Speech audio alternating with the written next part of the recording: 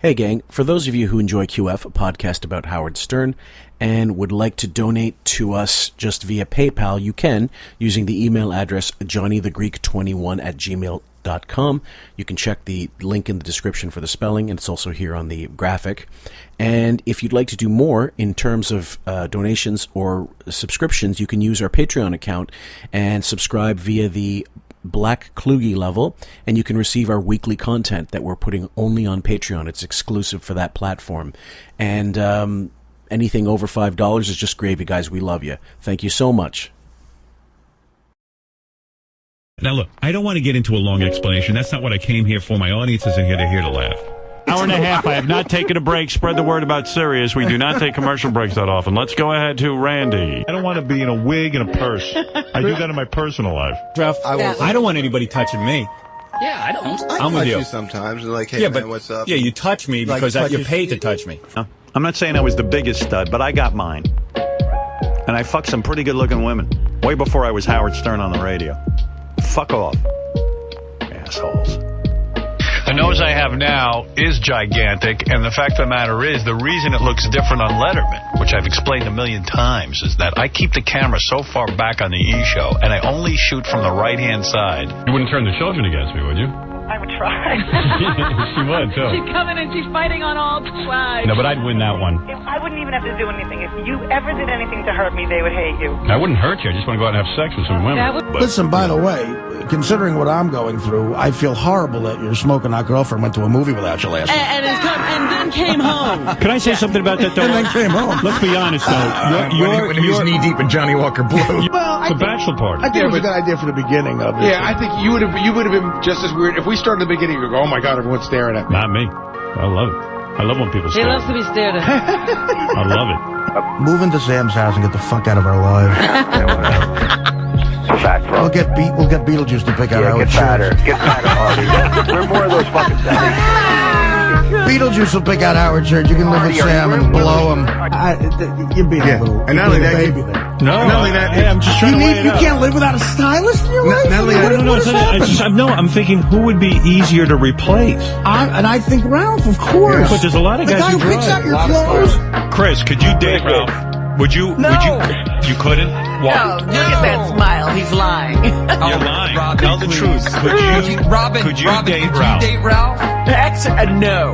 Yeah, right. Oh, I please. could. No. We would have the best time, Robin. I wouldn't I talk couldn't to date you. Ralph. You wouldn't talk to me. I couldn't date Ralph, but I could fuck him. I'd fuck his brains out. Well, maybe. Maybe. If you A guys lot of were, people feel that way. I know Ralph is straight, but all right, now I understand. All right. I don't understand. I can't understand gorgeous. It's a straight place. No guy. Let me just say something about men. No man Says gorgeous. Really? This restaurant is gorgeous. Okay. Now, you gotta understand something. Guys don't talk that way. Next Guy time. goes, hey, it was a good lunch.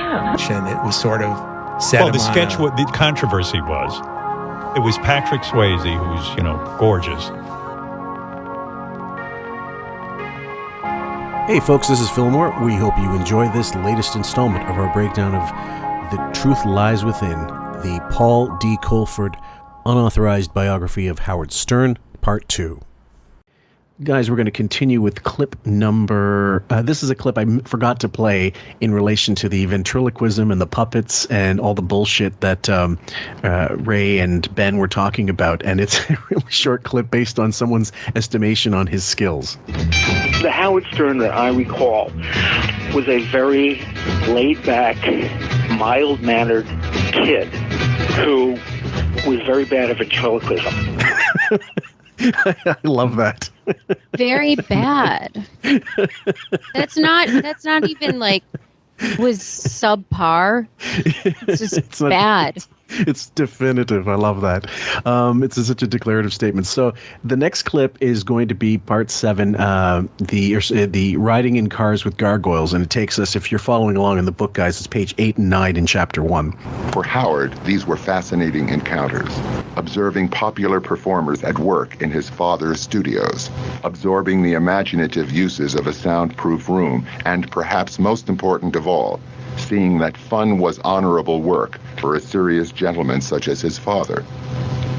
The recording session stirred an early desire to become a radio entertainer. During the many car trips with his father between Roosevelt and Manhattan, Howard sampled a lot of radio programming, such as all news that bored him enough to hunger for a more spontaneous alternative, the kind that he himself would provide in due time. As a kid, I could understand him being bored, because who cares about the news when you're a kid? You may study it as you start going through, it depends on your upbringing. You may read the papers a lot younger than other people, whatever. But in his case, obviously, he was a dullard, and Ben just wanted to hear the news on the drive. Like, you just shut the fuck up and do what your father says. And he clearly wasn't getting enough attention in the car. Meanwhile, he's got to concentrate on the road and the news and his stupid son. Yeah. Just as an aside here, Elliot Gould sounds a lot like Herman Munster in this reading. I keep picturing Fred Gwynn as I hear this. Yeah, he does. He was Mr. Gilmore, too. So in the Gilmore Girls, he played Rory Gilmore's grandfather or Lorelai's father, and he does sound like that. It does depend on what you listen to as a kid. So my dad listened to sports radio in Howard, but I did get some news, so I do enjoy listening to talk radio news when I'm in the car, but I listen to talk radio news in the car. So my daughter kind of takes that in, and she enjoys listening to that and follows along with what's going on and cares about it. Right. And if you're going to take the narrative that, okay, he wanted to be in the radio, not being in the studio producing talent, he wanted to be like, he wanted to get his father's attention, then it basically meant I have to be talented, I have to be entertaining, I have to be informative, I have to be funny. But he wasn't fun. Like, I don't think Ben ever found him informative, funny, anything. And in fact, he gets most of his information from Ben. Sam? Yeah. You also have a child. You also have a child, too, who is given so much attention, who has unlimited activities provided by his parents. It's seemingly whatever he wants to do, they give to him. And he's in a car and is bothered by not being paid attention to from the news, from the radio. So he's combating for attention from a radio. My child would never feel, I guarantee you, she's not jealous of the radio. Like, that would, you know what I mean? That would never occur to her. Like, only a narcissist would be jealous of, why isn't your attention on me at all times? Bingo. Ben? Yeah, I hate that Psychology 101 breakdown of, so that's why Howard wanted to go into radio. Right. I mean, why is he not sitting there going, I wish I was driving a car so my dad would be paying attention to me as another person in traffic? It's a really this need to draw and do this, play Psychology 101. It's very frustrating. Well, it can be. Now, here's the thing. It's also very self-serving for him to say, if you just to presume he was bored. Ben was a very inquisitive guy. He loved to read clearly. He loved to be informed. He was probably not bored one bit by the radio and the news. That was just Howard's presumption because he's bored. So again, he's projecting onto his own father his own boredom with whatever he feels is boring, which is, pretty much everything after a certain amount of time. He just dilettante with every fucking hobby, so why not with news as well? And notice every time he's bored, it's because it's not about him. And it doesn't matter what the subject matter is. You can put any subject in front of him. It doesn't matter. He's going to be bored if it doesn't result in me. I realize he should have sued Spike Jonze for being John Malkovich, because in Howard's world, he is that in that scene where every word is Malkovich, except it's Stern. Like, it's Malkovich.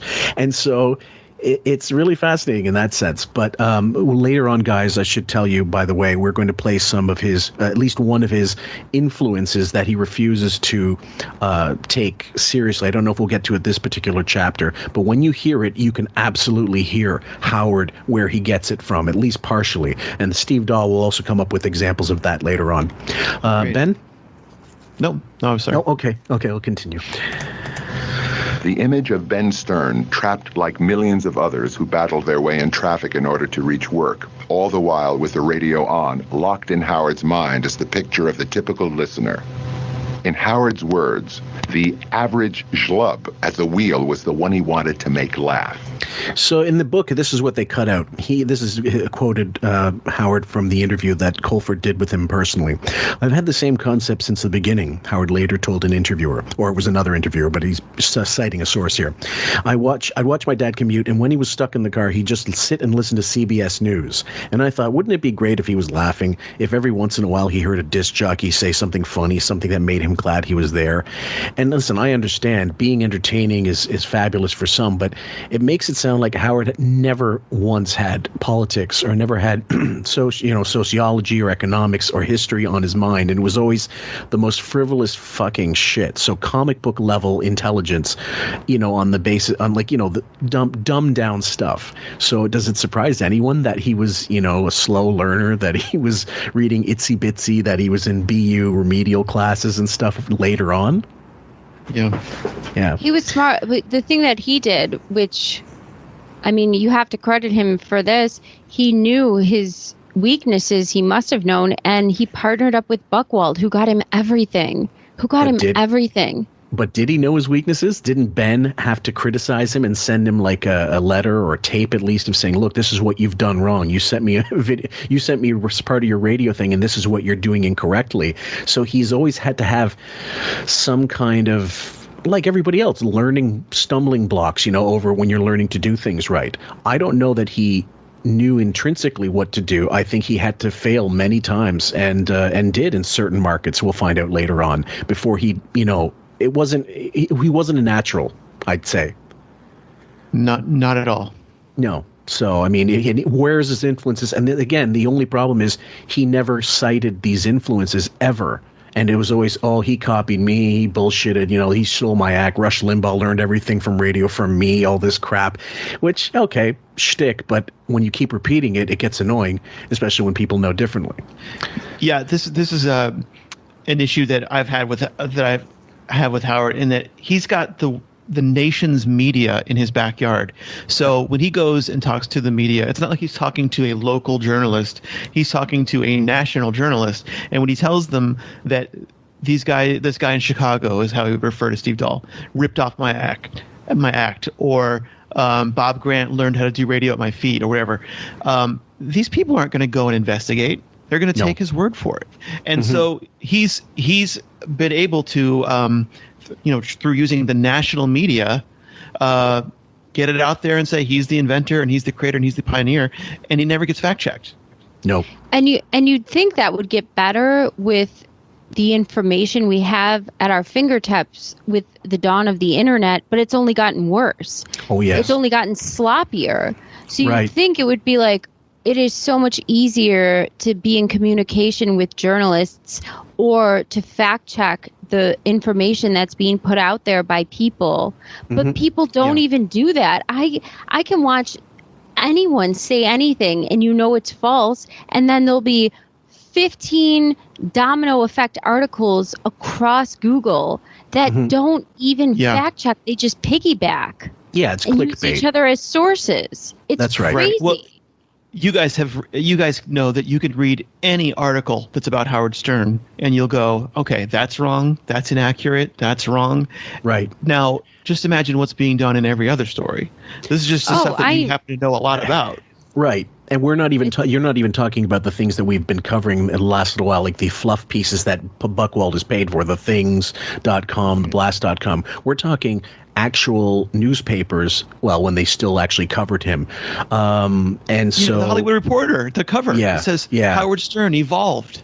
Right. I know. I mean, anyone who listens to him for a second goes, you mean calling a retarded person a slow adult is evolving? You're still exploiting them, aren't you? Calling them a conqueror is evolving? You're not paying from that. naked How women much to are naked you? men is evolving? Sam, I meant to ask you. They're shitting in a diaper, and how much are you paying them? $0? Oh, evolved. Right. Sam, who was it that gave you the periodicals? Was it Peg Chandler or was it Molly Miscali? Peg Chandler, who's amazing. She sent me all these great. She was going to throw them out. And I messaged her and I said, do not throw any of this out. Send them all to me. And she sent me all these magazines, which are incredible. God bless her. Was any of them were there any copies of Entertainment Weekly part of that collection? No Entertainment Weekly. A lot of New York Magazine, Rolling Stone. Okay. People. No Entertainment Weekly. Okay, just because I was thinking even of those because TV Guide. Well, that's a good one. Entertainment Weekly, at least, was one of those that tried to straddle the line between People and, Rolling Stone and semi-decent journalism. But even they would get it wrong half of the time. So you're right, Ben. It was mainstream media and also these websites that don't exist in print and never did.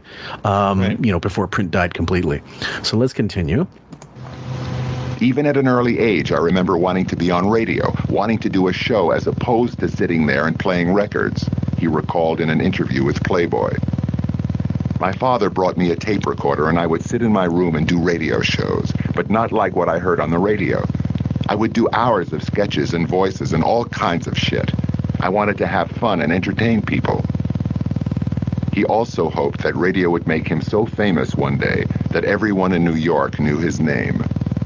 Okay, so the fame trumps actual talent, and that the desire to be known is clearly, that's just pure narcissism anyway. Ben?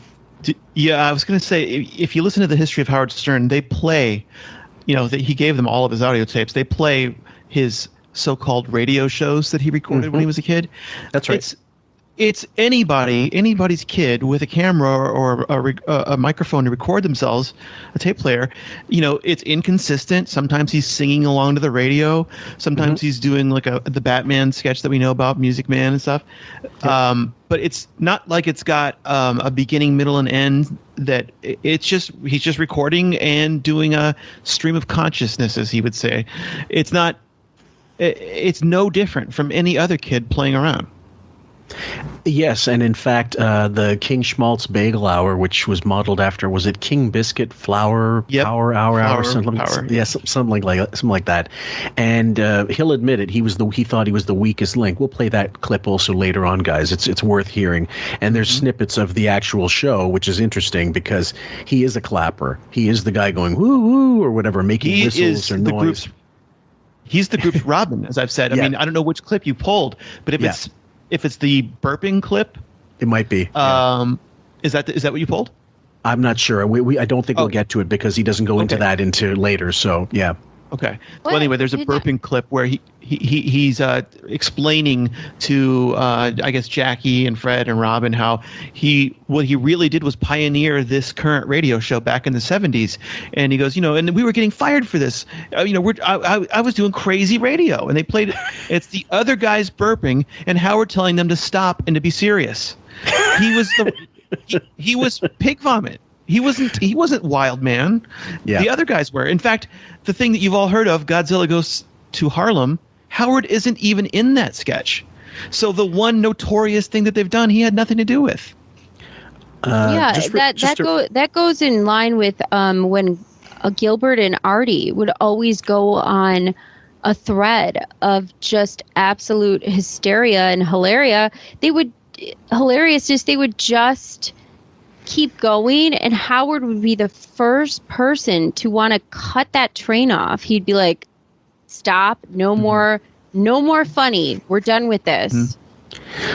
Sam, I'm going to edit this out after. Remind me later on to play the Meg Griffin video that I cut up specifically for. I don't remember which episode we did, but the more recent one where she explains, he became corporate. He was corporate Howie at that time when he starts at the station, because it's great, except for the fact that she doesn't mention he's responsible for her losing the job, because or at least he was not. She might not have known it. No. I hate that people don't shit talk him enough. End of the 6th grade, Howard faced a bleak situation at Roosevelt Junior Senior High School. Because of the dramatic influx of disadvantaged blacks into the community, the school's enrollment had come to exceed capacity by more than 1,000 students. So much time and energy was being expended in remedial instruction that the more advanced youngsters, such as Howard, lacked a challenge.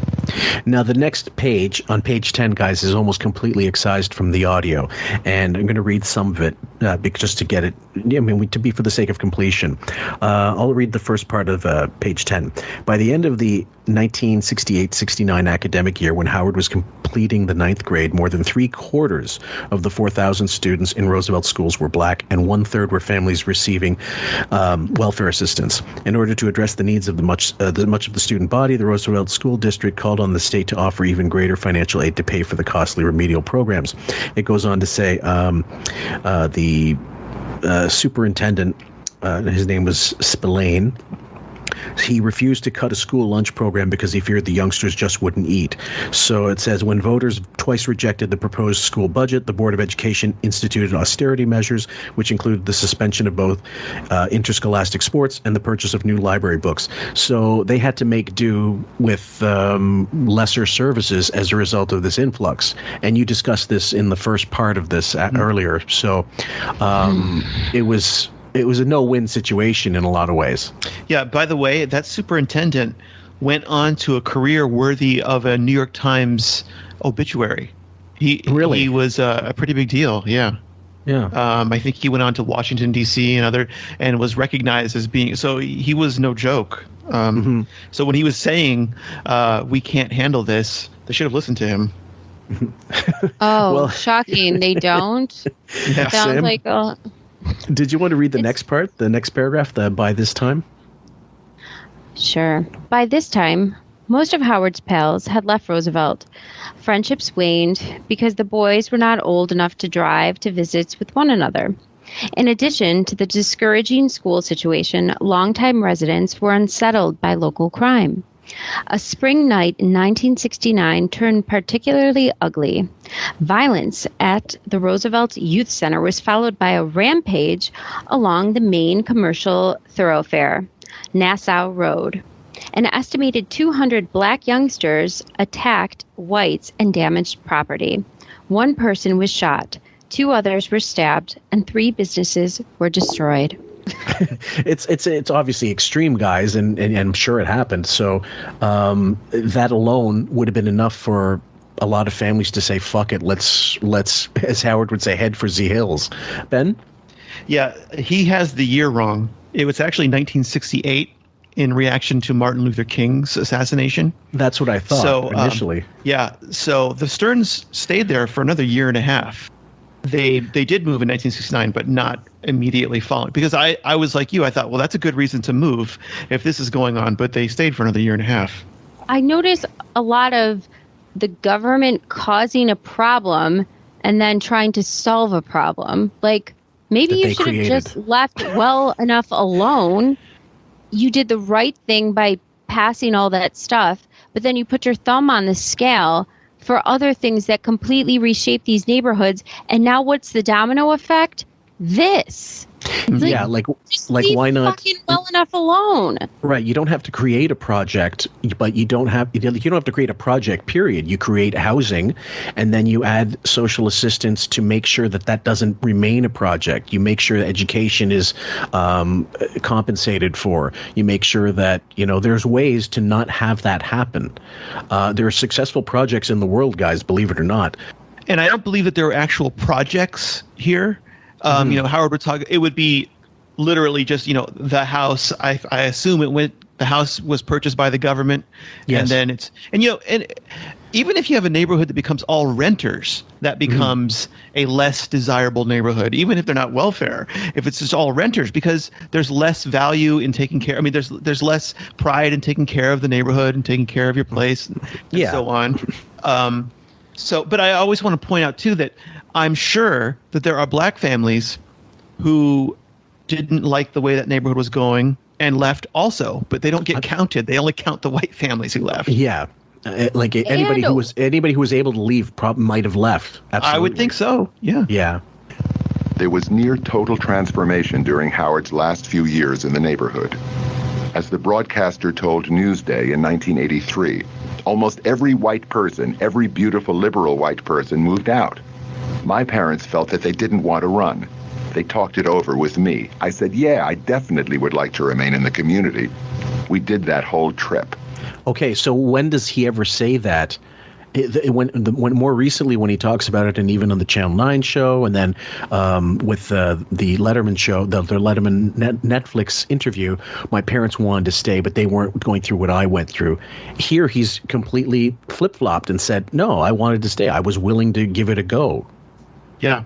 And he's much closer in 1983 to the time that this would have happened. I mean, we're talking about 14 years earlier versus now when he's, when he's 50 years past it and he has these memories that are completely tarnished by psychoanalysis. And also, jokes that he turned into real life. Oh, that's really correct. Happened to me. Yeah. And that Ben and Ray had conversations like this with him just from how you see them interact with him. And they talked about everyday things and goings-ons. So I could see them having this conversation. What would you like to do? And I could see them including him in on this conversation. I can. I don't think they're terrible parents. I think they were open-minded people who actually respected the thought of their children. Yeah. Not only that, but they were very inclusive of the kids in the neighborhood, as it will, we can't play all of the history of Howard Stern, but most of the kids you'll hear, if you ever listen to that whole saga, they'll tell you they wanted to go hang out with the Sterns. They thought it was fun. They thought Ben was funny. He was witty. He was a conversationalist. He was a charmer. And they always did stuff like barbecues or whatever, and everybody was invited. So it was a very communal type of situation.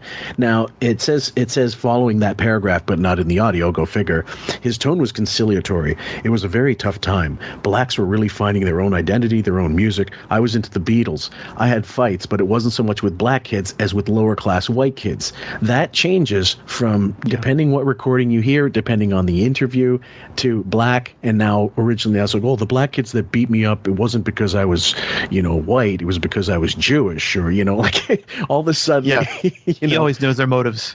Right. Everything's it's like a choose your own adventure. The story changes depending where you go. And so if you truly were getting beaten daily and having your pants stolen and whipped with chains daily, why would you tell your parents, I'd like to stay here? Right. Why would you follow up that with, he added, yet it was definitely a good experience. Right. And I think that's part of, I'm going to see if that's part of the audio. Let's check this out. It was a very tough time. Blacks were really finding their own identity, their own music. I was into the Beatles. I had fights, but it wasn't so much with the black kids, but with lower class white kids. He added, and yet it was definitely a good experience. Oh, it wasn't prison? He embellished his it wasn't description of Roosevelt, no doubt for theatrical effect, so that his nastier recollections were studded with details of black-on-white menace and a weakling's tears. At times, he claimed to have been the only white kid in a black neighborhood, an exaggeration that his own mother scoffed at.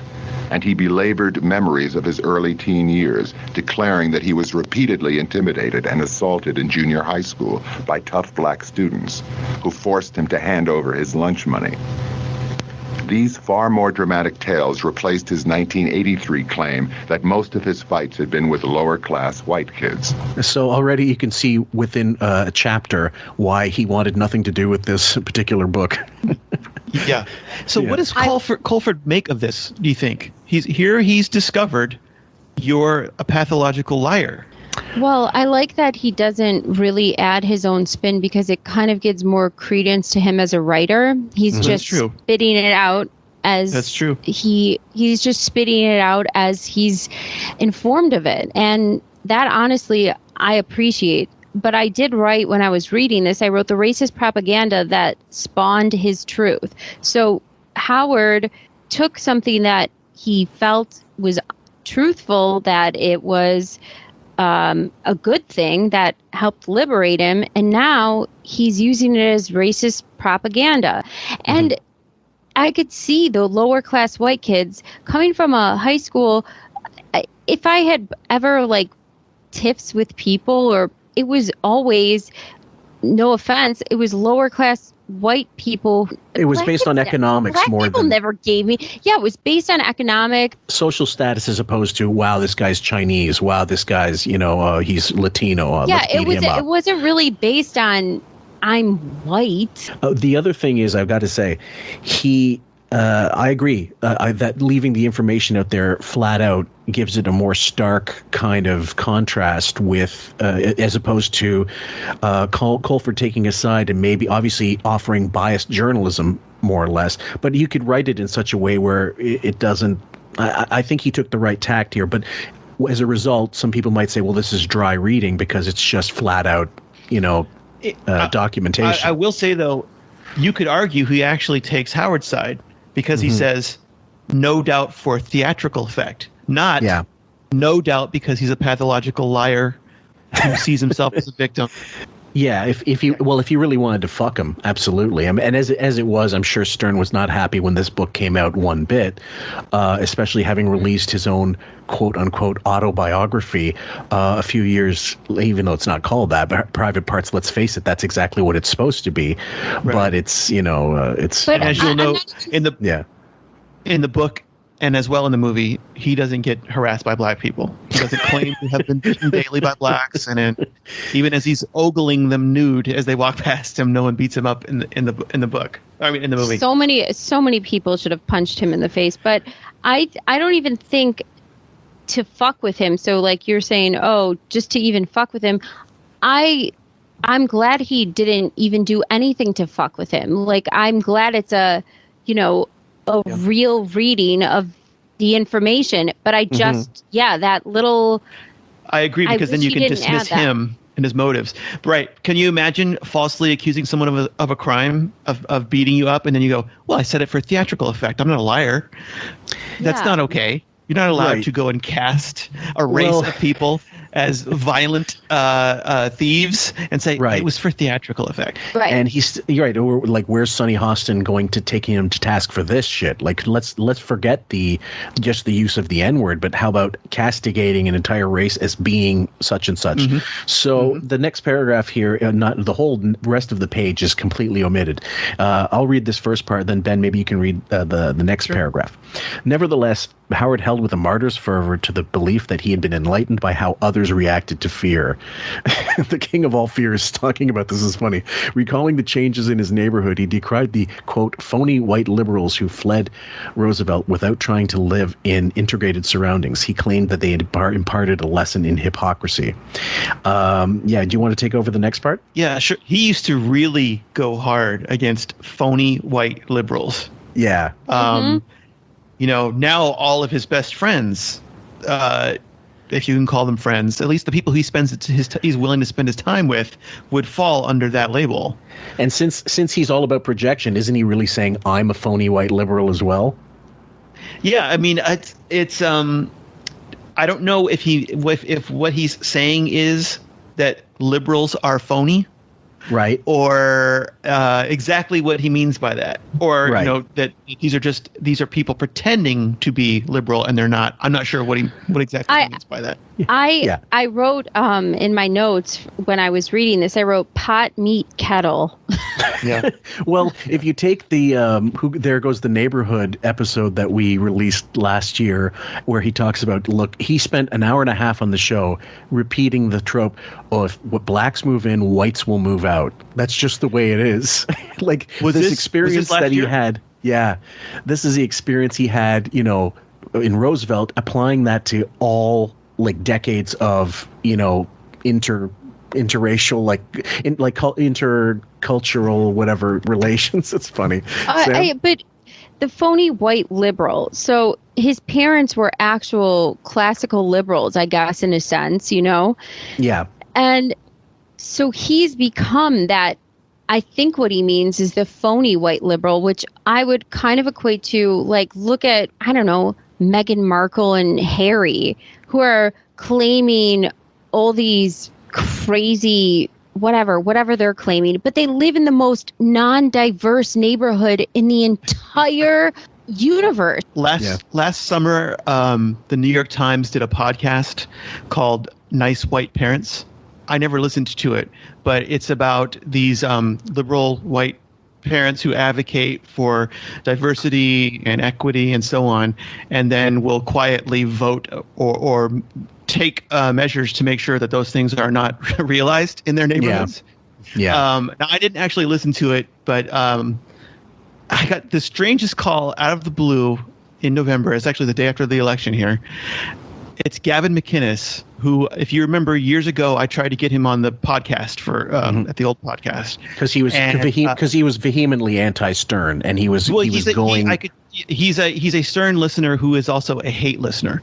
Yeah. And so I hadn't had any contact with him for years, and I get a call on my phone out of the blue in reaction to this podcast, and he says, "I just had an epiphany. I think that." You know how Howard Stern is low IQ? This is his theory. You know how Howard Stern is low IQ? And I go, yeah. And he says, I think his parents are also low IQ. And they didn't realize when they heard their liberal friends saying, we need to live among our brothers, that they weren't being serious. He said that the Sterns weren't smart enough to realize that's just something you say for the record, but not something you actually do. And they actually did it. And then they ended up, having their son beaten up. I told them all the reasons why that was not accurate, including the fact that they didn't move to an integrated neighborhood. It became integrated over time. But anyway.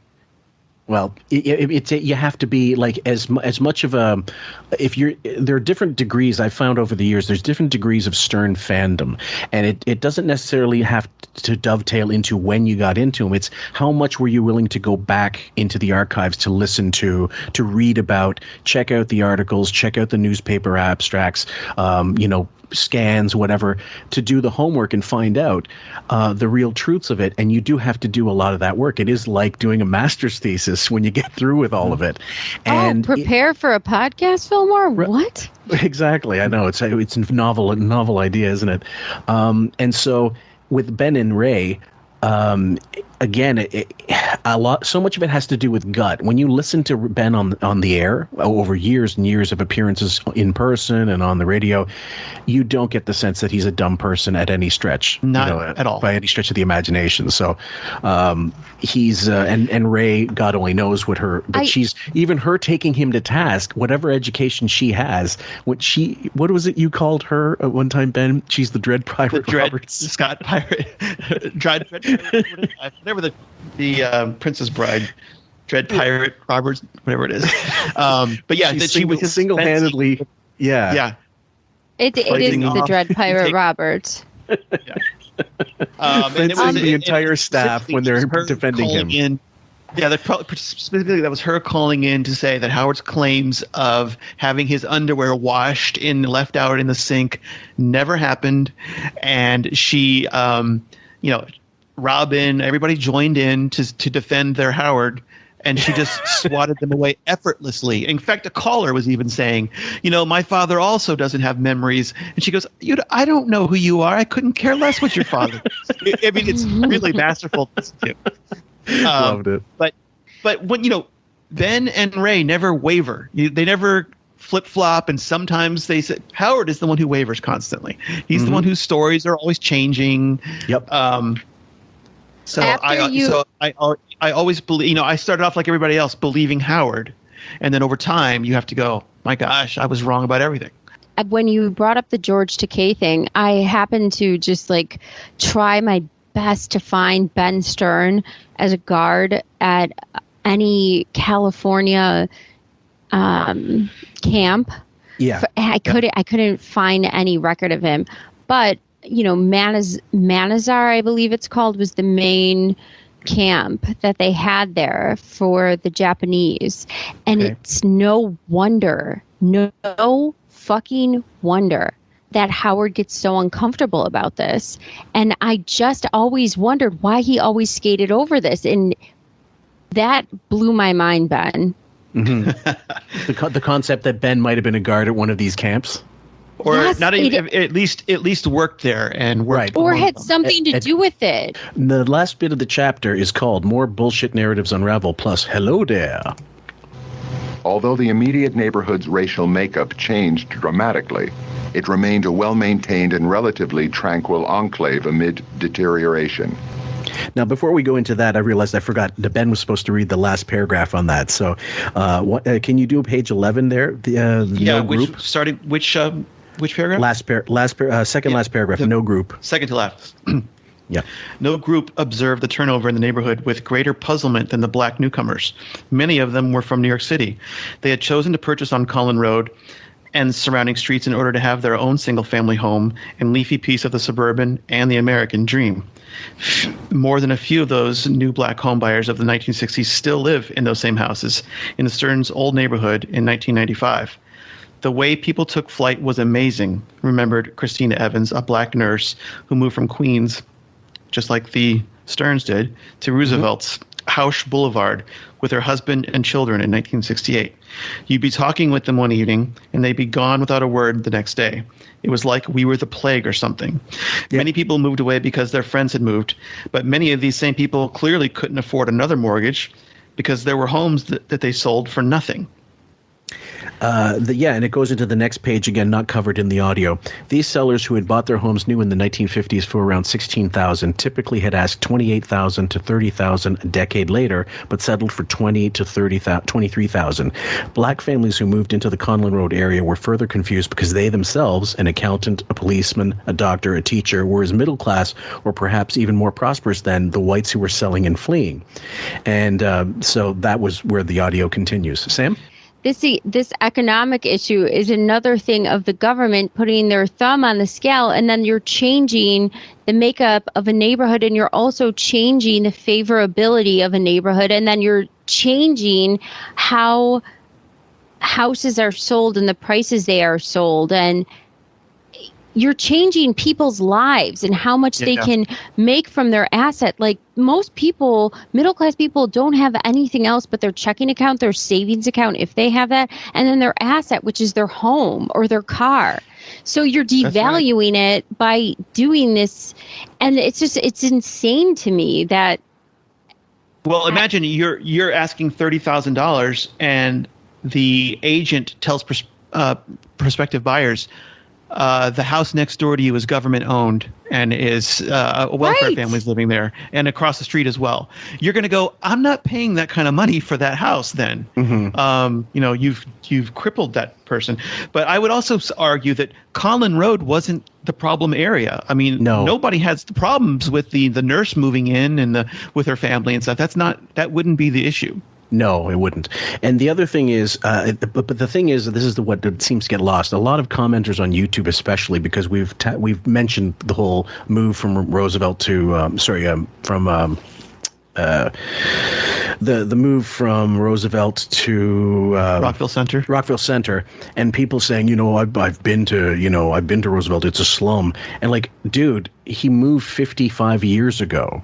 It didn't happen overnight. It happened over time, and I'm sure it got, over time, it's like water hitting a rock. Eventually, what was is no longer, and it changes for the worse. But it's not always overnight. Like when they say it's overnight, I know it's months, years, decades. Yeah, exactly. So some people are taking it a little too literally. Or you could adjust,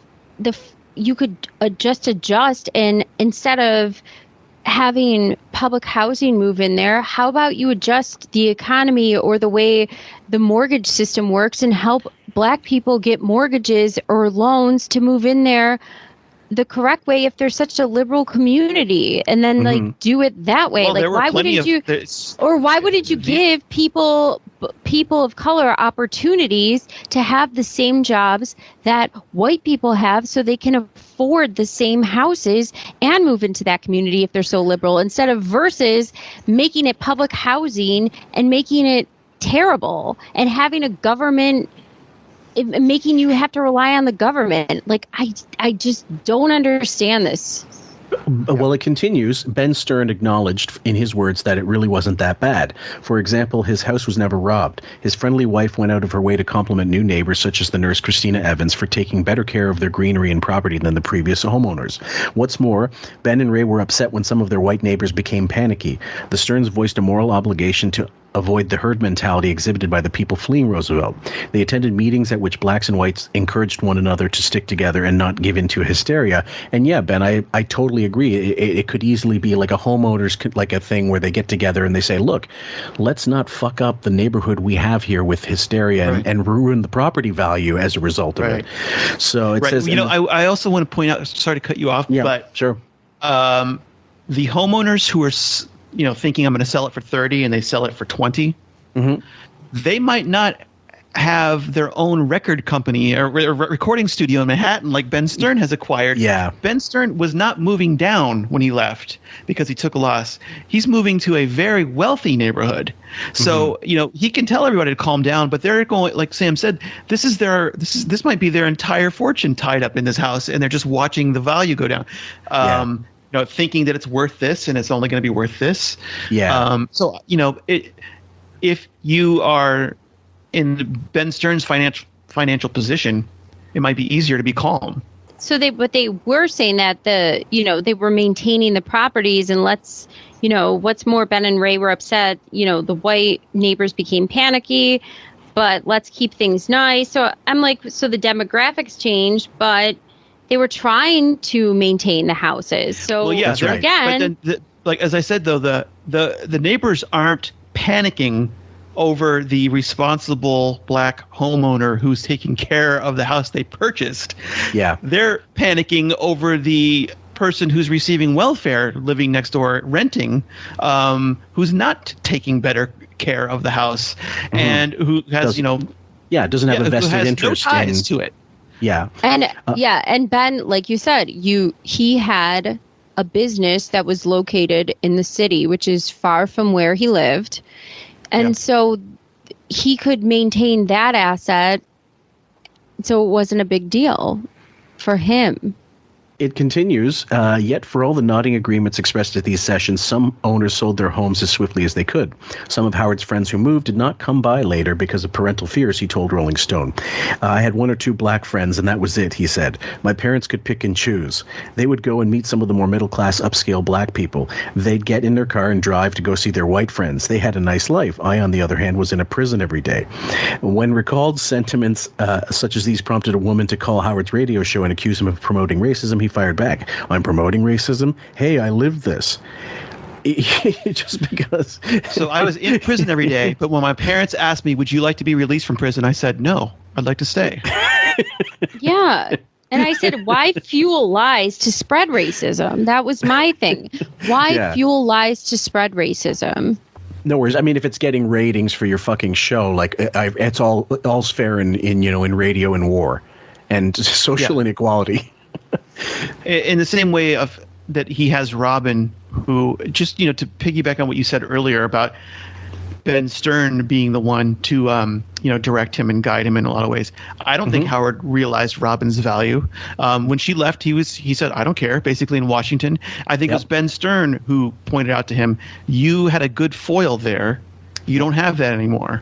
And I really do believe that because Ben Stern pushed him towards Buchwald, pushed him towards asking for more money when he went to D.C., pushed him towards a number of things. When Private Parts, the movie, comes out and it indicates that, okay, like artistically we're floundering without Robin, that it's really playing it down, the fact that he was lost without the laugh track. He was he definitely didn't appreciate at the time the bulletproof racism vest that she provided. Get out of racism at the accusations by having not only a woman but a black woman in the studio, and which was foisted upon them, which we'll read into later. It was someone else that decided that, not Howard. It wasn't organic. Sam? Right. If I could just finish what I was going to say, Sam. What I meant to say was that, in the same way that Robin gives him the get out of jail free card that you were talking about just now, so too does saying I was victimized daily by black people. I'm allowed to say these things as a survivor. Right, because he's such a victim. I would look at the people who are in charge of this capital, of this power, that are making this happen, that are making these situations, that are making my home lose value, that are making this neighborhood lose what it was. But at the same time, I would be pissed at the government. Yeah, of course, but you're not a one-dimensional thinker like he is. He has no sense of politics. This guy would be confused looking at a game of fucking Pong because he doesn't have the mental skills, the alacrity to say, look, this isn't about such and such. Let's go deeper to the root of why this is happening. He can't look that far down. I mean, we were just talking earlier before we started recording. How could he be a Mad fan, a diehard Mad fan, and have no wit? Mad Magazine. And have Mad Magazine, sorry, and have no wit and no comic timing and no sense of, if you read Mad, like the classic Mad that I read in the 70s anyway, like 70s, and then even some certain amount of the 80s, they were brilliant in terms of their satire, in terms of their mockery, even their song parodies. They were fantastic. They were really, really good and subtle, and they had to be, because it was only 6 panels. You know, they had to hit you right away, otherwise it was lost. It was almost like vaudevillian, you know, one-liner comics and that kind of thing. So anyway, it doesn't it doesn't surprise me that he's dumb at politics as he is at comedy. And he loves the government. He's the first to say how much he hates social programs. Yeah. He loves the government. He loves it. Yeah. But I would say too, he doesn't need to go looking for others to blame. He's happy to blame black people. Yes. That's what I'm saying. Yeah. If you were to point it out to him that it was, you could blame your local government for that, he would still, I prefer to blame black people instead. Well, anyway, let's continue. It did not become a slum as the sellers of the 1960s feared. Ben and Ray Stern have suggested that they remained in Roosevelt as long as they could. They were swayed to leave by Howard's reports of being beaten up at school. According to Howard, he had cracked under the stress and begged his parents to move. And in the book, it says, it got to a point where you couldn't fight anymore, Jerry Dickowitz, Howard's buddy, recalled. People were so determined. We have to stay. But as parents, we saw it that it had become too dangerous. In June 1969, at the end of Howard's first year at Roosevelt Junior Senior High School, the Sterns bought a house in nearby Rockville Center. In practical terms, the social laboratory that Roosevelt had become during Howard's formative years paid off handsomely. It enriched his comedy.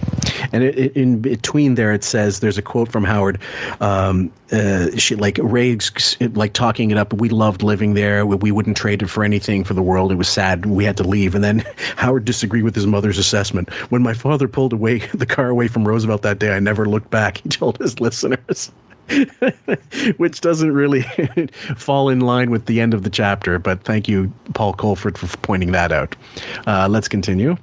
The experience emboldened him to press the envelope of racial humor much further than most white performers had dared, and to get away with it. I love it when I get called a racist for doing black dialect, he said to an interviewer. The fact is that some people do talk like that. I talked like that. Howard came to use his harsher negative view of growing up in Roosevelt as a springboard for attacks on phony white people who preached racial tolerance but resisted any contact with blacks. His upfront exposure to black sensibilities gave him the confidence to engage in outrageous antics with and about African Americans. I said in my comments when I was reading this, I said, step and fetch it Stern, mocking blacks and being a poser. Yeah. Yeah, at the time he had a lot of, in New York City at least, he had a lot of black listeners, I think, that didn't see him as being racist. Like, they thought it was shtick. They believed, as many did, that, it's just him playing up, shock jock, that kind of shit. And at least it's if nothing, it's not boring. But there were probably an equal number that said, no, flat out, I'm not listening to this guy. He's a fucking racist. Mm-hmm. And certain ones of those bits, especially further down the line when they got the TV show stuff, you couldn't really write that off as so much as satire. So much of it was just an excuse to use the N-word as often as possible, where possible, and crowbarring it in where it wasn't comedy. It was, as you said, Ben, before, imitation comedy. Yeah. Well, what I would say about Howard is he had the will to trash black people. Jackie had the wits to make it funny. But Howard wanted to do it regardless. He just wasn't funny. Jackie made it funny. As OJ Simpson awaited trial in 1994 for the slaying of his former wife and one of her friends, Howard did street corner radio interviews with blacks to see if they shared his conviction that the former football star was guilty. To one man, an emigre of Ghana, he asked, what's the main export of Ghana? Gonorrhea? As seen on the night's televised playback on cable television's E! channel, the man laughed at the question. He laughed even harder when Howard asked him if he had ever been snagged in Africa by a kind of trap that hooks a foot and yanks a person upside down. To the next man, who identified himself as an immigrant from Jamaica, Howard inquired if he had any rolling papers. Yes, indeed, the man admitted with a sly smile. Oh, it's I mean, heartwarming. Listen, and we're taking in this of the context of now. Yeah. I will say back then, people were more liberal with just being funny. You could do politically incorrect comedy. Yeah. Politically incorrect comedy was way more prevalent. I mean, even from black comedians, white comedians, I mean, it just existed. But Howard used it in such an on-the-nose way where you couldn't take it as anything else but being completely racist. Right. No, I disagree. I'll tell you. I think if you now knowing what we know, it was him happily exposing his racist thoughts. But I think at the time, certainly with the, as you said, in the era with which the context has to be placed, you could write it off as, okay, he's got a black woman in studio, he can't be racist, it's got to be a bit. Why would she sit and be subject to that and listen to it if he really meant it, if he really felt like it? So that was considered, I wouldn't say acceptable, but it was certainly not something you would lose a career over.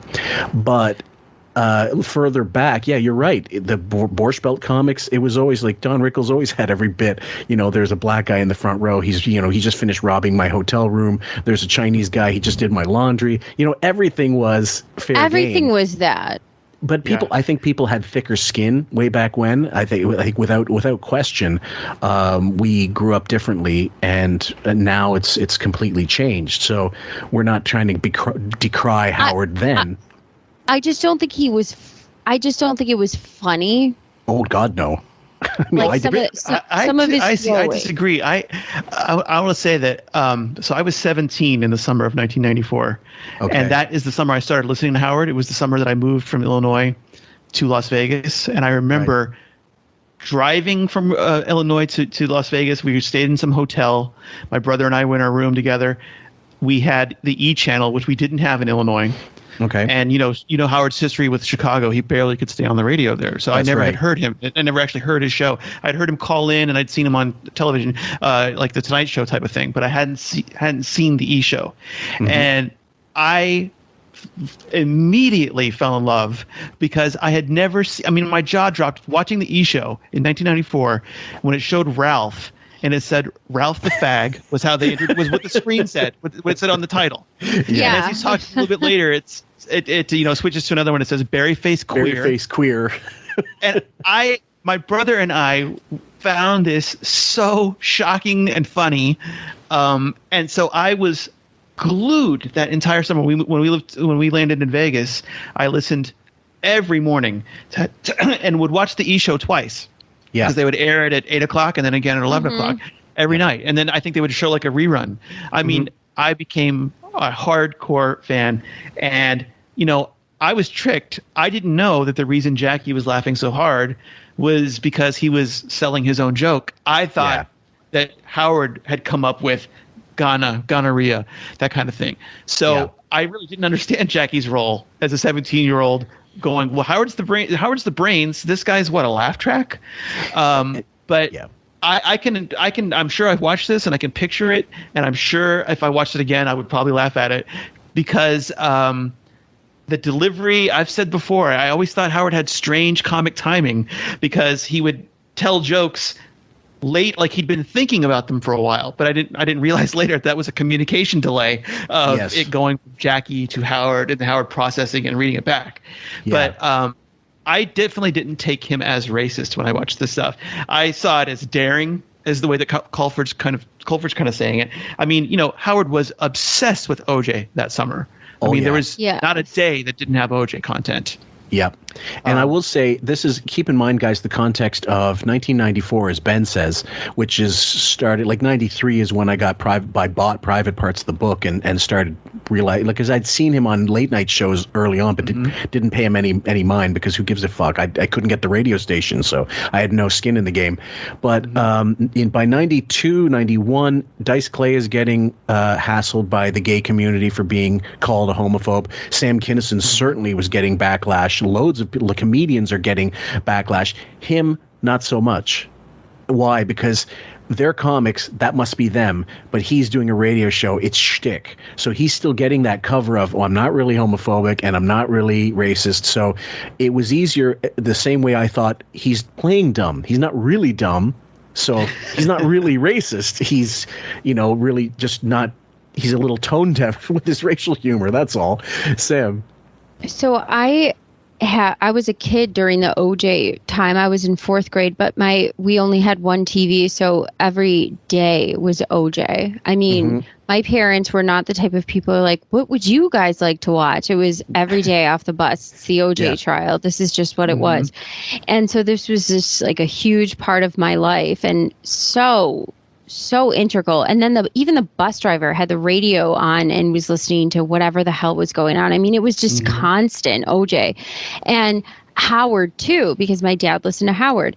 And I had family in California. So I remember them talking about his inflammatory, the way he was talking about it. This was going to bring up, they were worried about, this is going to start another riot. Like people were worried about, what if this, because California went up in flames, like, I don't know how many months before that for the Rodney King thing. Yep.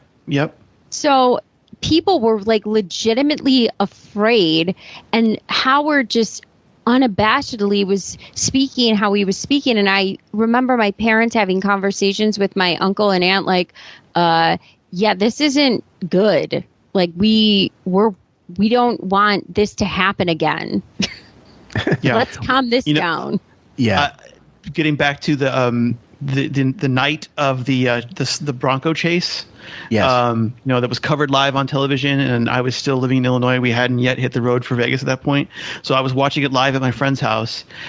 We were just shocked because this was Nordberg to us from The Naked Gun. I mean, so it was just, it was unthinkable. And then when they get to the I see OJ and he be looking scared guy, it was surreal. I had no idea what Baba Booey was. I was listening to a voice I knew wasn't real. It was really surreal to listen to live. I mean, it's hard to, we listen to it now, we hear it played back, and the Baba Booey to you all and all that kind of stuff. When it happened live, it was surreal, especially if you didn't know Howard Stern and you didn't know the reference at the end. Yeah. It was very surreal. Yeah. It's so funny. Like my parents and my uncles and aunts, they would all say, and Baba Booey to y'all. They would do that back to each other. We had pogs and slammers, and we had like an OJ guilty, not guilty, and his face on it, like the sides of the pog and the slammer, like different ones. Remember those were popular? Yeah. I don't. Let's play the last bit of it, and there's a little last section of the chapter 1, then we'll go right into chapter 2. Although his use and abuse of black stereotypes often stirred immediate protests from his sidekick, a black woman, Robin Quivers, he would have his listeners believe that he knew all too keenly that most blacks took no offense. He said that he experienced none of the fears that other white people had when discussing black people because he once lived among them. I happen to know that black people are not as uptight as the average white man thinks they are.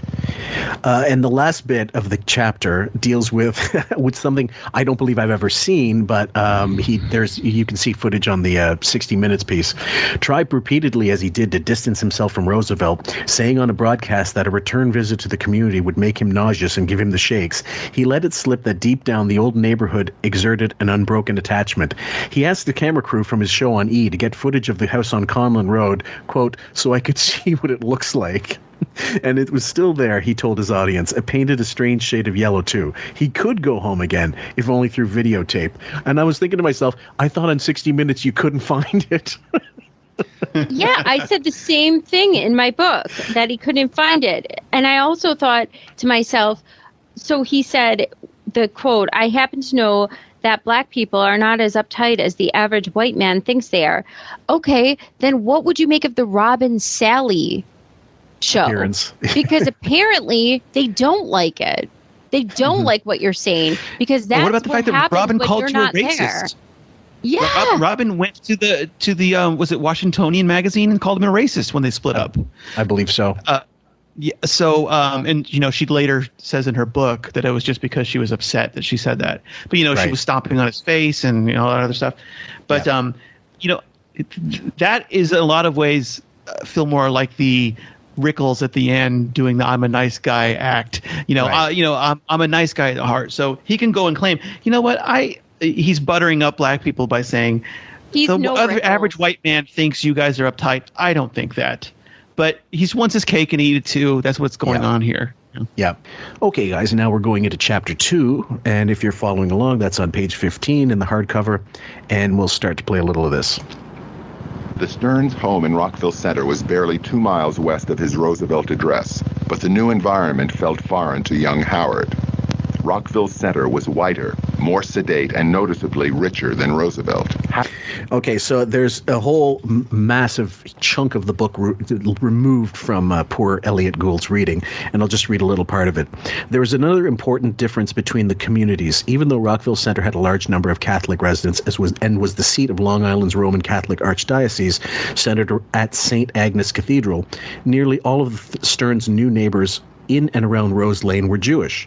Nevertheless, in a snub outrageously close to home, Jews were not welcome to play golf at the country club around the corner. That is, even among neighbors with whom Howard might feel comfortable, he remained an outsider. Yeah, I need to correct Colford there because he is a woke journalist. No one can just walk in and play at a country club. You have to be a member. And no country club has ever had a no Jews allowed policy. And I know this because the magazine I work for did a thing on country clubs years ago. And I had got an interest in that. And I just before this podcast, I went and researched no Jews allowed at country clubs. So there's never been a rule like that. The best that they could find is that the way a country club works is only members can nominate other members. Yes. And if you're not in good, with a Jewish family who's well off to afford a country club, you're not going to invite them. So it wasn't by discrimination by saying I only want to be allowed, because even in this 1950s article I read said that they did find some country clubs that had blacks and Jews as members, but not many. No. And so it wasn't like there was a policy. It just ended up that was the case. They weren't, the people who were recommending other people were recommending people who they went to church with and worked with and so on. Right. In the same way that I just want to point out, Colford has no problem with Howard going to an all Jewish camp that no one else is allowed to go to but Jews, but he does want to point out that Jews couldn't walk in off the street and go to this country club. Anyway, I just thought that was a little bit of a bias and misinformation that he's putting out there. In spite of doing a decent job on most of the rest of the book. Yeah, he does a decent job, but as I said, he is a journalist, and they are not always to be trusted. Okay, Sam. But to be trusted, in the Washington Post recently, as of June 22nd, 2021, black leaders in Rhode Island divided over Senator Whitehouse's family ties to an exclusive club that black people aren't allowed in. It's an all-white club. Yeah, so, I would bet you that there is no black rule there. Black leaders in Rhode Island were divided Tuesday on Senator Sheldon Whitehouse's defense on his family ties to an exclusive beach club, and then questions about whether club's membership is all white. And there's no black people there. And he said, why are you still a member there? And he was really defensive about it. So, Well, couldn't he explain the way Benjamen did and say, look, you need to know, it's like a mafia. You need to have, if I say you're a friend of ours, then maybe people just don't want to belong there. You're right. Yeah, I remember reading about the editor of Esquire who was a member of this country club. And if I remember it right, it costs $200,000 a year to be a member. Oh, I believe that. They're called exclusive for a reason. Financially, yes, it's financially very exclusive. So, always. Yes. So first of all, how many people? I don't know anybody who could afford $200,000 a year to go to be a country club member. Of any color. Of any color. And it is crazy. You got to look at it that way first. You have to be the top 1%. Yeah. Golf has always been a she sport, and let's be honest, golf and then tennis right afterwards, really, especially if you want to be a spectator. There are public courses. You can go play on public courses. Yeah, that definitely are not restricted and exclusive. Yeah. So let's continue with the audio there. Happy as Howard was to be out of Roosevelt, the transition proved difficult. After Roosevelt, Howard told an interviewer, "I went to a school with all the blonde hair and blue eyes, and I was very freaked out." Although anti-Semitism among teenagers did not arise in the form of ugly displays, except during name-calling incursions made by tough Italian kids from adjoining South Hempstead, everybody knew who was Jewish and who was not. Okay. Hey. It's funny. I had only a couple friends back in the day, and I'm talking, 30 years ago now, if I'm thinking back to elementary school, and they had anglicized their name, like your Greek kids that decided their name, like, Giannopoulos became Johnson, and I'm like, with that olive skin, I'm sure people are going to really buy that one. So the guy John Johnson, and Papadopoulos became Pappas, that kind of thing. Very few of my Jewish friends had their names anglicized, their surnames anyway. Their first names, obviously, they decided some of them were non-traditional, whatever. So unless you were pretty learned about the etymology of names, you couldn't really tell. You could and you couldn't. It depended on the situation. In Italian culture, if you name, like, we have family members like Santino, Tino, or diminutives, Fortunato, or Giovanni, Johnny. Like, there's stuff like that in my family where people Anglo your first name more. That's so. Right. Yeah. Like, and I would say that Aristoteli became Telly Savalas, right? But anyway, go ahead. Sorry. I would say that Howard Stern could slip between worlds more easily than, say, Jerry Dickowitz or Dr. Lou Weinstein, because Stern doesn't have that sound to it, And it sounds German, which I believe is further proven, by the way, from the broadcast that they do when they explain the name of the bagel hour, the what is it King called? Schmaltz bagel hour. King Schmaltz. One of the guys speaking says, "Well, I can explain since I'm the only Jewish person here." Howard remains stone silent. He doesn't correct and say, "No, I'm Jewish." So, he was a chameleon, I would say. Yeah. Even my grandfather, my dad's father, his name was Pasquale, and he Angloed his name to Patrick to work and to live as an immigrant. Look at Pat Cooper. I would say, like, this is what I've been told anyway, that a relative of mine, his name was Wilhelm, and he changed it to William because of WW2. You don't want to sound German. So, wow. I feel bad. I had to hide pictures of my maternal grandfather because he sported a Hitler mustache until the day he died, and you could not. And he, unfortunately, as he got older, really unfortunately looked like Hitler. And I'm not joking. He got a tracheotomy. I didn't mean to laugh.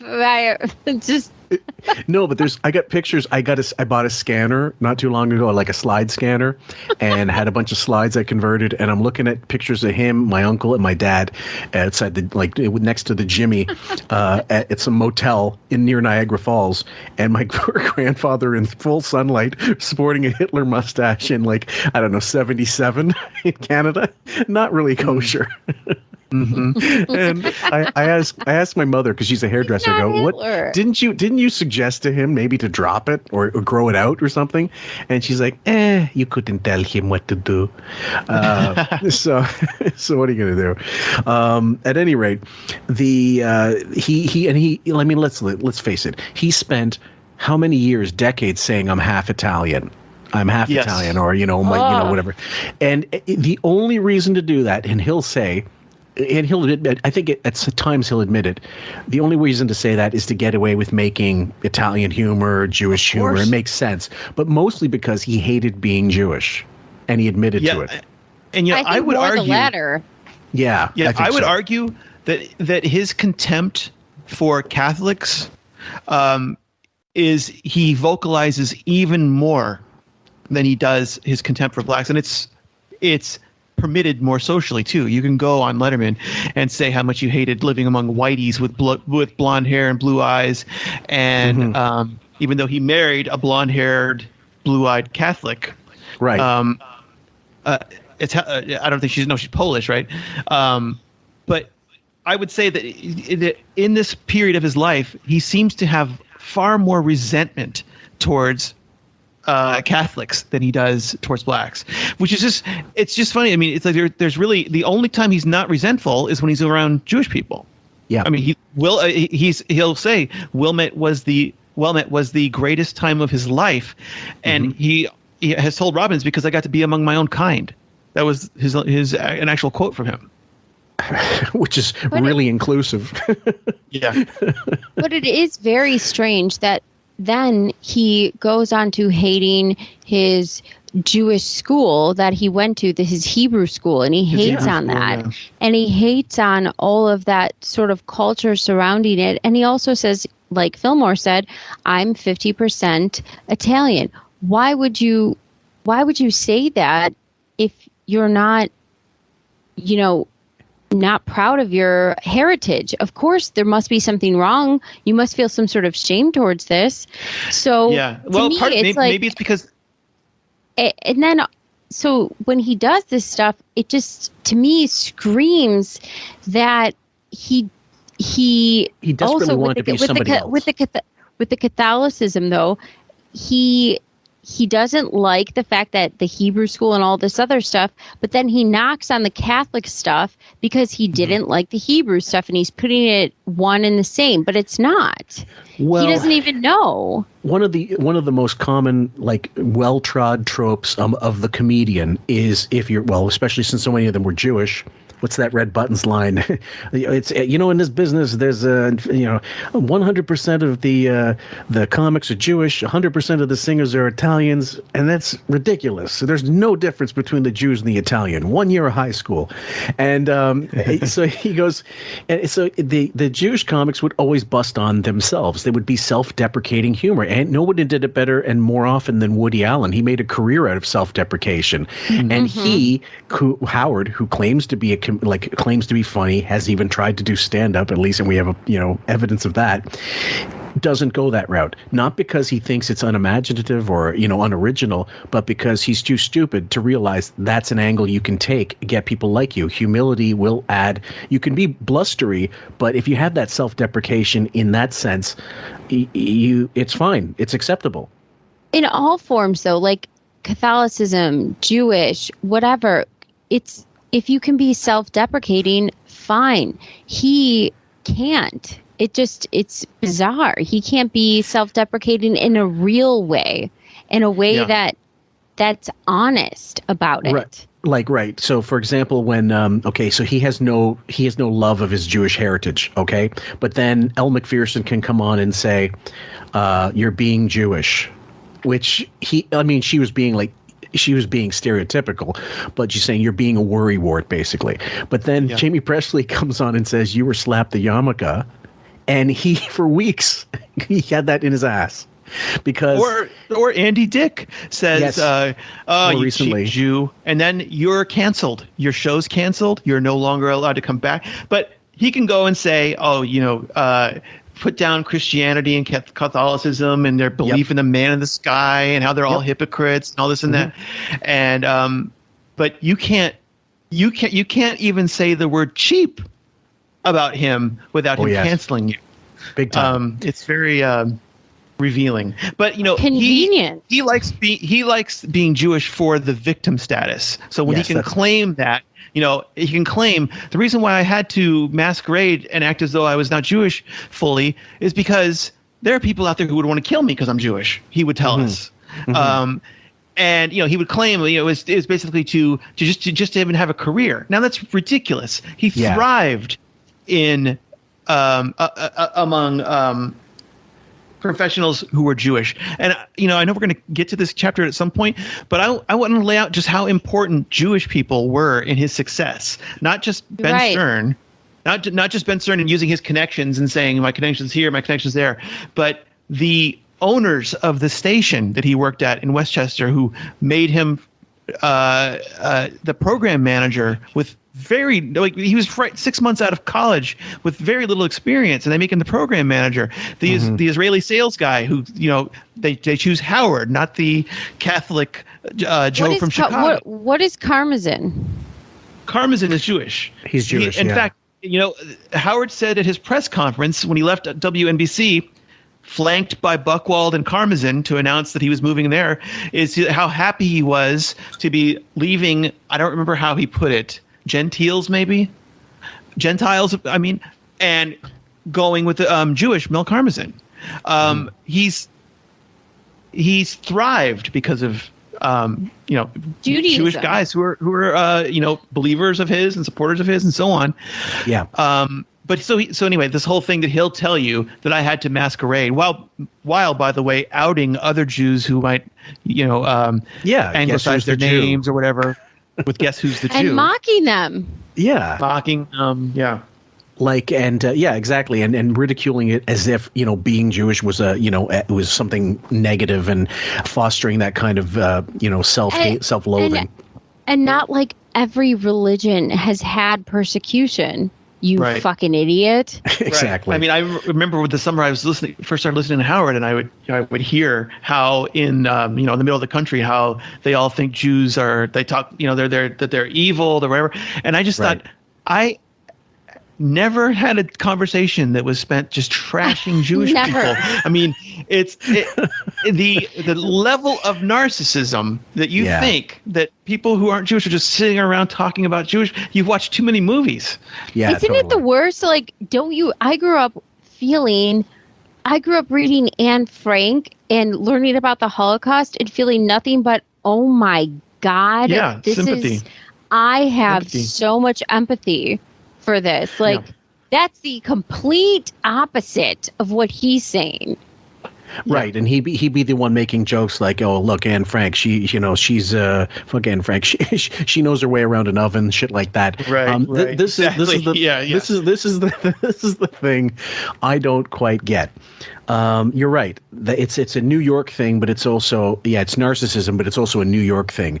And so, like when I think about our podcast, we have fans from Slovenia, we have fans from, believe it or not, all over the world now listening, mostly American, but within America, like from the Midwest, the so-called flyover states, predominantly United States, obviously, but that's where Howard was biggest anyway, so it makes perfect sense.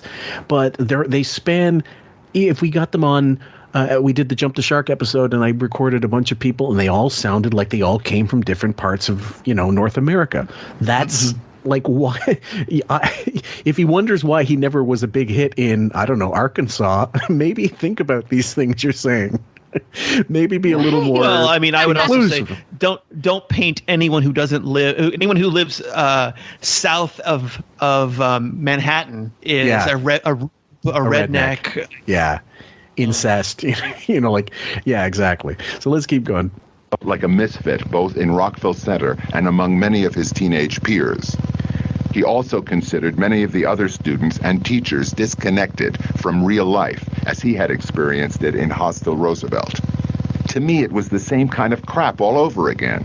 All the teachers were like, let's talk about the black experience, what it's like to be black in America. It was so hypocritical. I was so angry with the whole phony liberalism. What's hypocritical about wanting to engage your students in dialogue?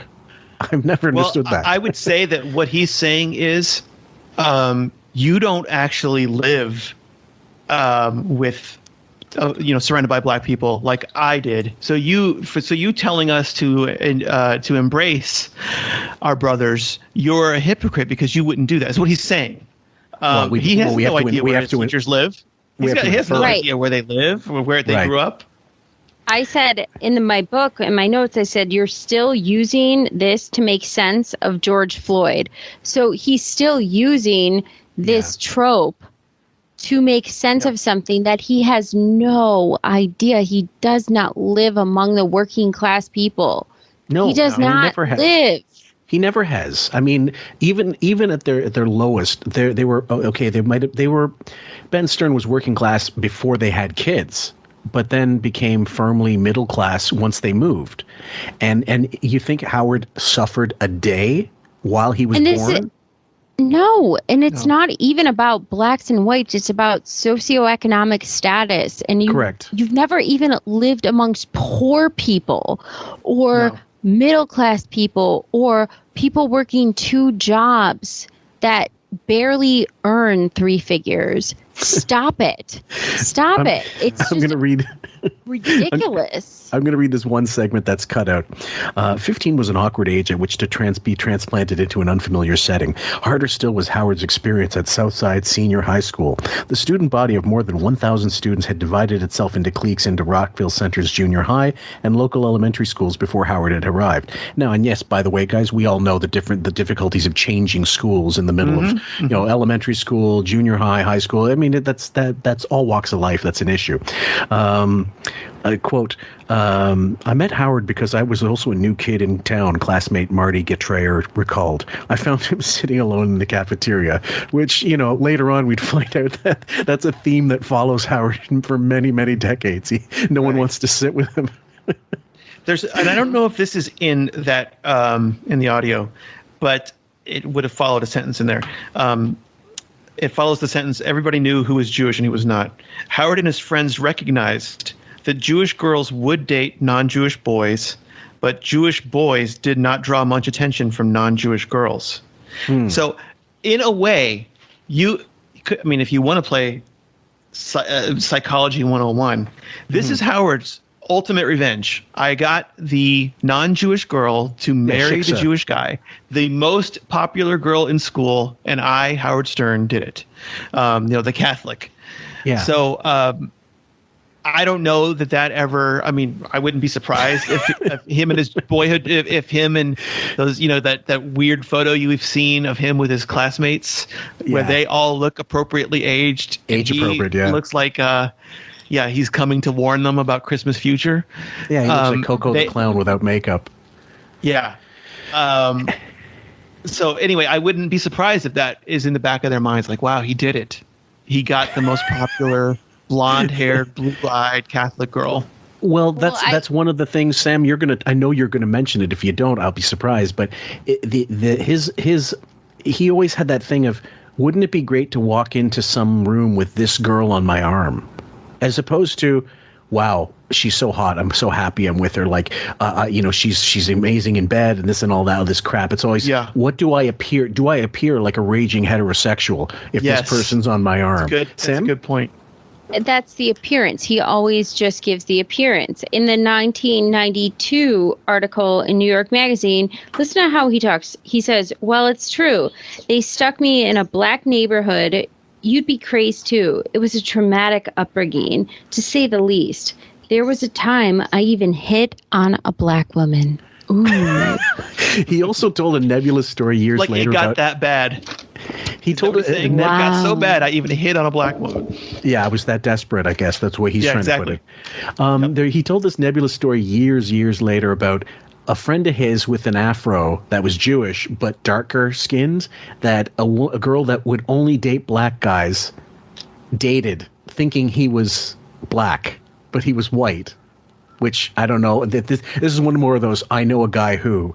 And it was during a racial discussion. I don't know how much I buy it, but it's silly. It's just silly the way it's very strange. I mean, unless he was wearing blackface to pull off because you're missing part of the look.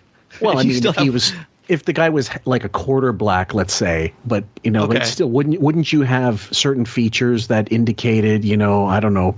I don't want to get into the discussion, but I thought it was kind of weird the way he explained it.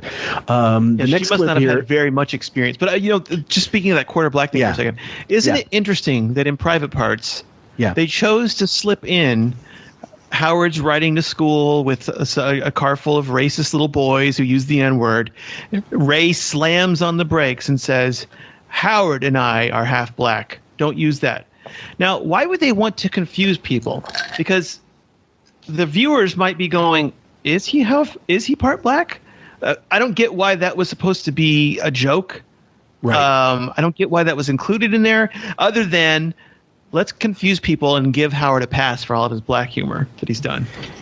Well, yeah, like if you have to have the joke explained to you, it's probably not that funny to begin with. But in this case, it was either left in by accident or there was a judicious edit made incorrectly following that scene, or preceding it, or a narration that was dropped because, like this is where he could have gone the Woody Allen route and said, "No, this is how my mother diffused racism," and that would have saved it. Right. That would have been fine. Right. But you got Betty Thomas as a director and not Ivan Reitman. Yeah, go ahead, Sam. Or like with the Jewish thing and the dating thing, and you're dating somebody that you watched other people achieve, like the homecoming queen, that which Beth was, and you got that trophy. What does that mean? What does that mean for you? Like, you hated that. You literally hated that. You rallied against it. You despised it. You talked about it. You hated that stereotype of person. And now that's all you wanted, and brag about it. Like, look at me. This is what I got. You got a stereotype. Yeah, well, it's painfully obvious, and to everybody but him. And as we've talked about it with Bob, Chicago Bob, and our narcissistic personality disorder episodes, it's all about appearance. So Beth is really just, she's the lamp in the foyer, or she's, the rug. It's just some trapping. So she's just another possession. And what kind of possession you need? Well, the car that looks great, the beard that looks great, or wife. Some people still choose to believe they're in love, and the hair that looks a certain way. Everything's got to be paid for. So, but I would also just want to point out, Jewish girls didn't date them either. So why are you getting hung up on non-Jewish girls not dating you? Nobody dated you. Nobody dated you. Which brings me to the next clip. Dr. Lou drops some science. Dr. Lou. I don't remember when we spoke about it, but it was tough for him. The neighborhood changed dramatically. Basically, he was the extreme minority in a community. I mean, he wasn't joking around. It was a black neighborhood. The other kids in the neighborhood, maybe there were some other white kids, but they weren't Jewish. If there wasn't one group picking on him or shaking him down for money, there was another group that would shake him down for money. And he had a rough time. He wasn't the type of kid who could defend himself. So. Okay, so again, it's about they stole his money, but you don't hear about people telling about his beatings. Again, that we're going back again. Like if he's calling all these people in the witness stand, he's losing the case. Right, and 40% white does not mean extreme minority, unless Dr. Lou kind of let it slip. There were other white kids, but they weren't Jewish. So, what, you only will hang around Jewish people? I guess so. Sam? Shake you down for money. So clearly, you were not defending yourself, and obviously a target, because you're such a fucking pussy. I mean, what else is there to say? You have to have some sort of, no offense, but it doesn't matter what race, religion, whatever you are. If you come to the table and you walk into any situation and you act like you're ready to get ripped off, you're going to be ripped off. Well, that's sorry. Exactly it. Yeah. Well, I don't believe that he was getting ripped off anyway. No. I mean, Ray would not have permitted that. No. By the way, I agree with Benjamin, because do you think a marble would have been stolen out of his pocket without him freaking the fuck out? I don't. Yeah. That's a good point too. Well, sure, he would have told Ray, they stole my money, and he would have been 16 doing this, crying, and he would have handed it over gladly to prevent a beating, So when Dr. Lou did this history of Howard Stern, interestingly enough, he mentioned Dr. Lou during the Artie saga when we did the bro fight, and he said he emailed me. And I got back to him. I couldn't do him a favor, but I haven't talked to him in 20 years. 20 years. Wow. So I was like, so how good of a friend is this person? Is this a reliable narrator here right now? Because is he just saying what Howard wants him to say? Yes, I would say so. I've speculated that Dr. Lou is one of the guys Howard beat off whenever he was younger. He admits how attractive Dr. Lou was. I mean, he rearranged his life to follow Dr. Lou to Boston College to college to then be in his room. He switched his dorm room so he could be in Dr. Lou's dorm room, and he talks about lying in the bed while Dr. Lou would have sex with some girl in the bed next to them in the dark. But he and at Wilmette, the girls all thought that Howard and Dr. Lou were gay together. That's right. That's one of the girls from Camp Wilmette admits that because. Howard ends up saying that he and Dr. Lou had to bang a whole bunch of ugly girls just to prove they weren't gay. But I suspect Howard's attraction to Dr. Lou, he probably is one of the guys who Howard jerked off. Yeah. This makes sense because in 1991 he said in the New York Magazine article, "I'm not kidding. One time I was laying in bed, right? You understand that I go to bed early. In order to get to bed early, I have to have some kind of sex, and my wife is not always available because she's putting the kids to bed. You understand what I'm saying?" What the fuck does that sound like? What does that sound like, everyone? Does he reference masturbation before that? I guess he's being too coy about saying masturbation. Yeah. Some kind of sex. Okay. I guess anal sex. But let's continue because Dr. Lou's almost done. For him, and I don't think his parents really could see it. I don't know why they decided to hold out. I think the neighborhood changed and a lot of people left because it was tough for their kids, but his parents held on for quite a few years. And I don't know how far, does Dr. Lou go back to elementary school days with him, or is it just Wilmette? Hebrew school. Yeah, I think they met at a very young age. I mean, they're just weeks apart in age. I mean, days apart in age. Okay. And there's a picture of, I believe there's a picture of the two of them as young boys, 10 years old or something like that in Miss America. Okay. Next clip is called King of All Losers. Just one sec, guys. In response to the hypocrisy that Howard said he saw all around him, he decided to be silent in class. He built a protective shell around himself. He's always mythologizing himself. I love that. I'm sure that's exactly why. He became so introverted, so inconspicuous, despite his long hair and height of more than 6 feet, that between his arrival in 1969 and his graduation in 1972, he left only the dimmest impression among most of his classmates and teachers. I think dimmest was the perfect word. Yeah, and you know what? I would say the exact same thing was true at Roosevelt. They weren't obsessed with you. They weren't beating you up. They didn't even notice you. You weren't worthy of being noticed. You were background. No. And the next, like I said, guys, we're going to go back and forth here. He was a dud. Yeah. So this ties into it. This is because part of the chapter discusses it here. It's because it's not written. Lawrence Waxman, who in 1969 joined the Southside faculty to teach drama and public speaking, had an incredible ice-breaking exercise that required each student to face the class and do something silly, such as humming the national anthem while standing on one foot. According to Howard, his assignment was to stand and sing "Row, row, row your boat," but he proceeded in such a low, mortified tone that Waxman urged him to project more, compounding the misery. Howard wanted to repay this anguish years later by nominating Waxman be the first civilian shot into space.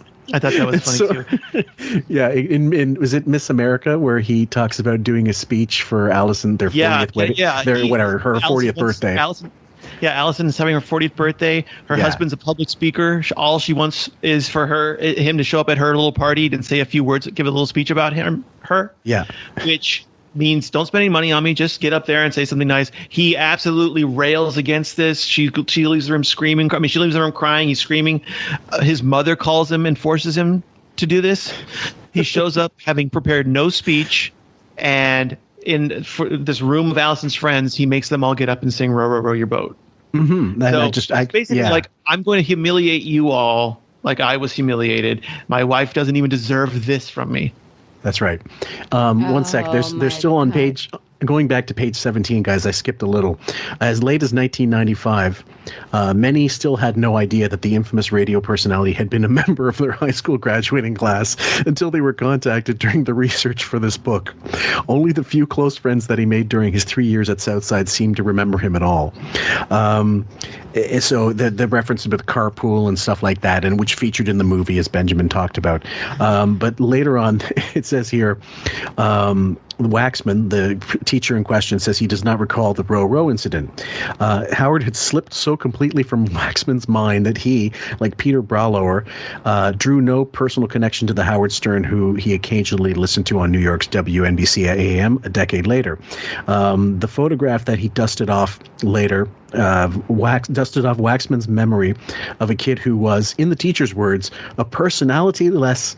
I'm paraphrasing. I'm quoting, guys. A personality-less character who sort of looked like a goofy-looking drug freak. Nothing else. There were many far more outrageous kids who were memorable for their blatant drug abuse or for being more talented or funnier than Howard. Oh. Mm-hmm. And so that's it. Yeah, he was completely unremarkable in every sense of the word. So the next clip is called Sports Tutor Needed. But can you imagine, like we've all been to high school with people. Can you imagine somebody like this coming onto the scene in such a prolific way and just pretending that we didn't know that he was such a dud? I mean, like, just to denounce all of the things that we knew about him, going to say that he was funny. He was a wallflower. He was wallpaper. He didn't exist. Yeah. The only other time you hear this kind of thing is when it's a mass shooter or a serial killer, and they'll go, he was the quietest person. He's the last person you would expect. And it's not as though Howard was harboring comedy this whole time and choosing not to share it with his friends. The point is, he isn't funny. And that should be very clear to everybody nowadays, especially when he will point out that he will not even reply to text messages in group text messages because they're all being funny, and he won't do that. No, he his excuse being, I do it for the radio only, and that's it. Right. Like when Don Rickles passed away and he said, I wouldn't tweet about it because, I'm going to save it for the radio show. But he explained much later that he didn't want to be judged on the meager amount of replies that he got from hits as compared to Kimmel, as compared to Stamos, who, I don't know how many people they have interacting with them on Twitter, but his diminishing returns on Twitter was always a big stick up his ass. It's important. Yeah, big time. So this clip is called Sports Tutor Needed. Howard was a terrible athlete. Howard was not the guy you wanted on the dodgeball team. He was not the guy that we wanted when we were playing softball or anything. He couldn't run. Is that Milton? I think it might be, yeah. So we have to take his word for this because we've seen Howard play basketball against Nils Lofgren really shitty and play tennis horribly against Bowie, who's no John McEnroe himself. I've seen him walk off a stage. That's all I need to know. Exactly. Mm-hmm. And so when you were picking up sides, Howard was that guy who was going to be the last guy bat. He was going to be the last guy picked. He was always going to be last. So those are the things I remember most because I started to get into sports and stuff, and Howard just was not somebody who was going to be on my team. And the next clip is called The Story of Screwy Louie. Go ahead, Sam. It was not somebody that was going to be on my team. There's this cartoon, Recess, that was popular when I was growing up, and Howard is just the quintessential dork. Like, yes, there is no one that's going to pick you on your team because you just fell at athleticism, which is okay, fine. But it seems like he failed at every turn. He failed at intellect. Everything. He failed at being in any sort of leadership quality or garnering support in any sort of humor, drama, comedy, acting, singing, anything. Nothing. Well, Yeah, well, yeah, and I mean, Christ, the larger the school, the more the options. Certainly, unless you're in a, like, as they explained, due to money being an issue, not having extracurricular programs. But back then, come on. And the other thing is, it's funny. Him and Robin both were painfully below average people who managed to get this kind of notoriety. Now, it's funny. There's a quote I heard ages ago. I think it was something like nerds, the difference between dorks or geeks and nerds. A nerd, at the very least, could still, they have some kind of smarts to back up on. They have other nerds they hang around with. They can still have some kind of array of friends that are like-minded and maybe equally nerdy. But a dork or a geek will always be a geek. And they're even more even amongst his peers, if he even had peers, they said he was the biggest loser of all of them. Well, look at Dr. Lou. Dr. Lou became a doctor. So he's obviously he's smart. It's like, to me, where are your friends? You have no friends from childhood. Right. And is it because you're too shy, or because you were flatly unlikable, which we all know now is the latter? It's got to be the fact that you were unremarkable, useless at just about everything, and annoying piece of shit. So. Yeah, I was going to say Miss America, which it's a funny line, which means he didn't write it. But it says that all he did was the only people he hung out with were the shitheads. But I wasn't even the king of the shitheads. So that's how much of a loser he was. But so we've got his friends saying you would never want Howard on your team. You've got his teacher saying he was goofy looking and totally unremarkable. And you've got Howard saying, well, I guess the reason that the most popular and beautiful girl in school didn't date me is because I'm Jewish. No, it's because you had nothing going for you whatsoever. Yeah. Well, the page 19 of the book, Robert Roosh, who taught English literature, remembers that Howard basically slept through my class. It's one of the great ironies that you had this very quiet person who went on to become an outrageous star. Let's see.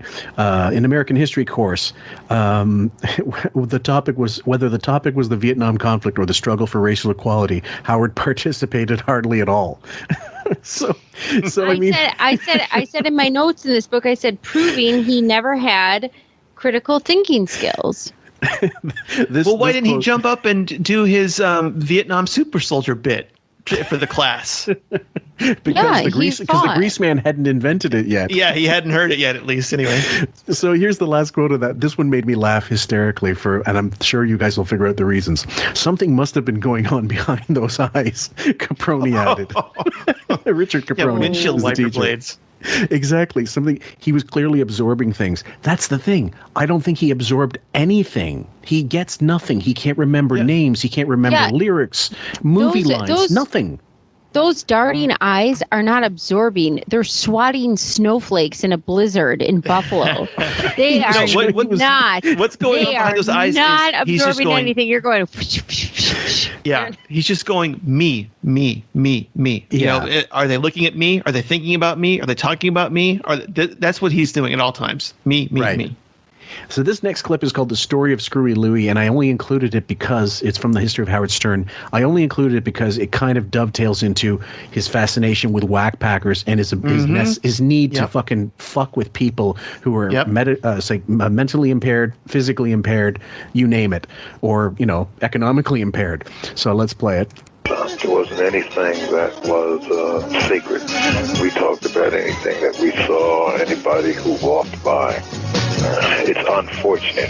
When we were kids, there was a guy who, I guess he had some kind of physical disability, and it affected how he walked. And I don't remember whether it was Howard or Larry Mallow, but somebody decided they'd call him Screwy Louie. Okay, now hold on. There was this kid in my high school named Dino. He was in an electric wheelchair, and I just like Eric the Midget. He was the most unlikable piece of shit I ever met in my life, and he had a rough go of it. Don't get me wrong, but it did not make him more sympathetic in the slightest. It made people want to push him down an elevator shaft. And Howard, this is not the situation when he brings in whackpackers. It's funny. People have an affection for Hank, for Beetlejuice, for Jeff the Drunk, for even Cabby, guys like that. But Howard is less likable than any one of those people. Even High Pitch Eric gets money on Cameo. If you put Howard on Cameo, he'd probably get less than High Pitch Eric at this point. True. I even said in my notes, I said, so far, all assessments prove he's a total dud with no ability to have thought or full debates, ideas, or conversations. That's what I put in my notes when I was reading this. Okay, so here's the rest of the clip.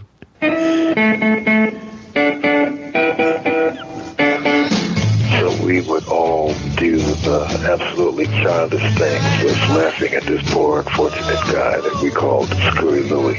Howard was as irreverent then as he is now, so Screwy Louie caught some pretty tough taunts from Howard. I don't know if it's irreverent or just a real big douchebag. That's bullying, isn't it? Yeah, essentially. Yeah. But also Milton Milton was part of, through up to 9th grade. This is we're now in the senior high school, because it was like a junior high school and then senior high school, 10th, 11th, 12th grade. So he wasn't part of Howard's life at this point. So, and also he does allow, I don't know if it was Howard or some other guy who came up with a name. I'll say my money's on it was some other guy came up with a name and Howard ran with it. Okay. Before the next clip, Sam, could you please read the second last paragraph on page 19? It's the belief. It's the belief of some students who went to Southside with Howard that he exaggerated for radio purposes the slights and follies that he claimed to have experienced in high school. When I hear some of the things he says, I just think it makes good copy, said Michael Horn, a fellow graduate. It was different for him, obviously, being new to Rockville Center and all. But still, those of us who remember Howard, we scratch our heads at some of his stories. Okay, so which brings us into the next clip, which is called APB for Missing Butt. And I said in notes of this, I said, no one cared or saw him enough to even warrant alleged attacks. No, right. That's exactly it. In high school, Howard saw himself as a geek. Too tall for the world, a big, ugly, Tiny Tim-looking bastard. His jeans would slide down his bony hips because he would say, I have no butt. Howard loved rock music, especially Grand Funk Railroad, the popular heavy metal band of the early 1970s. The former member of the Electric Comic Book in Roosevelt also liked to play rock with friends in Rockville Center. He also could sit down at a set of drums and with wide-eyed exuberance punch out the signature riff that opens the Rolling Stones' Honky Tonk Woman. Okay, now here's one thing on page 20, because it continues over and it talks about, it's all about the physical appearance, right? So Scott Possessor, who was famous in that documentary, was it the A&E one where he says we called him Gunky? Yep. So he said, this is his quote, when Howard moved into Rockville Center, he was very quiet and incredibly uncoordinated, recalled Scott Possessor, who had become one of about a half a dozen boys who hung around with him. Even though he was one of the tallest guys in our class, he couldn't dribble, shoot, or jump in basketball. We called him Gunkert or the Big Gunk because he was so big and gunky. He didn't like the name. Being a passenger with Howard was funny because he couldn't drive, Possessor said. He was physically uncoordinated. His depth perception was all off, and you'd be terrorized that he would hit another car. Yeah, I do think that the darting eyes and the depth perception are linked. Yeah, it's most likely. Sam. I said, when he said, I have no butt, I said, why show it in my notes? And I said, Howard used his insignificance as an opportunity to create a victim narrative. Mm-hmm. Also, the whole thing about his genes. Yeah. Sorry. So I just think that he used his insignificance in his life as being a wallflower and being so insignificant. That actually elevated and gave him the opportunity to create this whatever fucking person we have.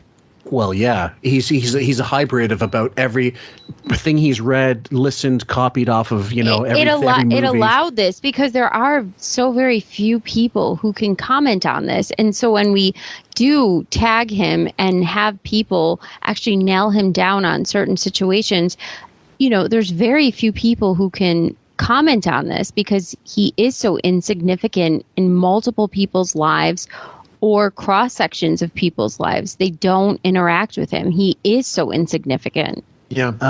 Was it? I'm going to ask you this one, Ben, and so both of you, but I think you would remember specifically because you got that elephantine memory. Was it? It was the Howard Fox pilot, episode 2, I believe, where he brings back either a college classmate or like a college girl. Or it was a well-met girl who brought her was her husband as well. I think Sam knows Lisa this for sure or something too. like that. I can't remember. Yep. But it's one of the most. It's cringeworthy because he basically berates her for like, oh, aren't you pissed off? You didn't get with me and the husband. They're looking at him and they're not giving him anything because he was so fucking unremarkable then, and clearly they're not impressed with his bullshit show, the Fox show. Rock and roll. That to me is the defining moment of that that little short-lived, not even lived, aborted test show Fox pilot. Is that he uses that time, and it's just filled with pathos. Just him saying, sitting closer, why didn't you want me? While his wife sits and watches from a couple rows over, and the husband of the school sits there.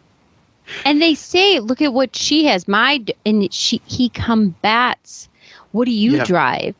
Yeah, and he says, Allison and he's hoping drives that the whole this. audience will turn on the husband and say, "What? He's just going to walk off with this girl and leave his wife and say goodbye? Or this is my true love." It's it's a raw kind of thing. I mean, it's real. Yeah. He genuinely wants to use. He genuinely doesn't understand. I'm famous now. How could you not be filled with regret that you aren't with me? How could you not be kicking yourself for turning me down? I would have worshipped you, and all the stuff that he says. Yep. And this is the person going, I had no idea. I mean, she thought she's saving him from the embarrassment of saying, I thought you were gay. We all did. Honestly, Ben, though, this is the entirety of what he does with people to this day, though. Let's fast forward to the comedians in cars getting coffee with Seinfeld, which is, let's say, take us into 2015 or 13 perhaps. So I can't remember exactly, but he's got the new caps in. I know that much.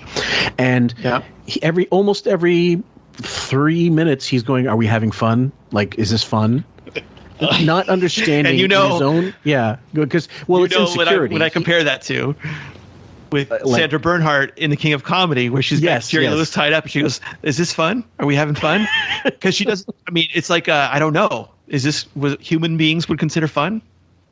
Yeah, exactly. So again, it's at some point in his life, no one ever sat him down and said, "You're socially okay. It's bad enough you have no skills, no physical skills to offset your intellectual dullardness, your ineptitude at singing, writing music, playing music, anything musical.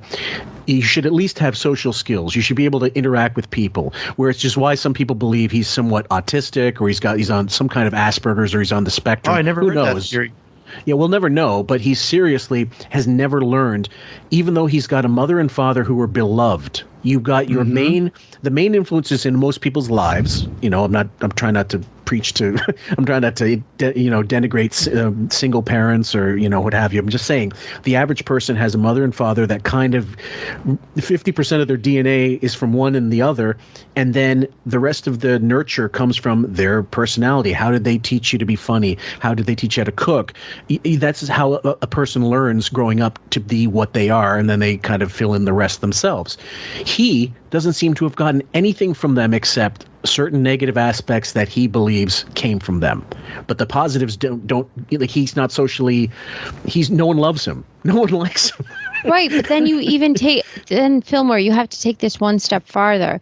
Then having that sort of awful black narcissism that he has, I guess, from that childhood, he then goes into Hollywood and goes into that realm where I think most people are pieces of shit, and he becomes even worse. Well, think about it. He's basing his desire to be in Hollywood on a false premise of Hollywood being some kind of fulfilling like achievement, when he doesn't quite realize exactly what you're saying, that most people in Hollywood are full of shit, and you're full of shit. You should be able to integrate because you're all full of shit.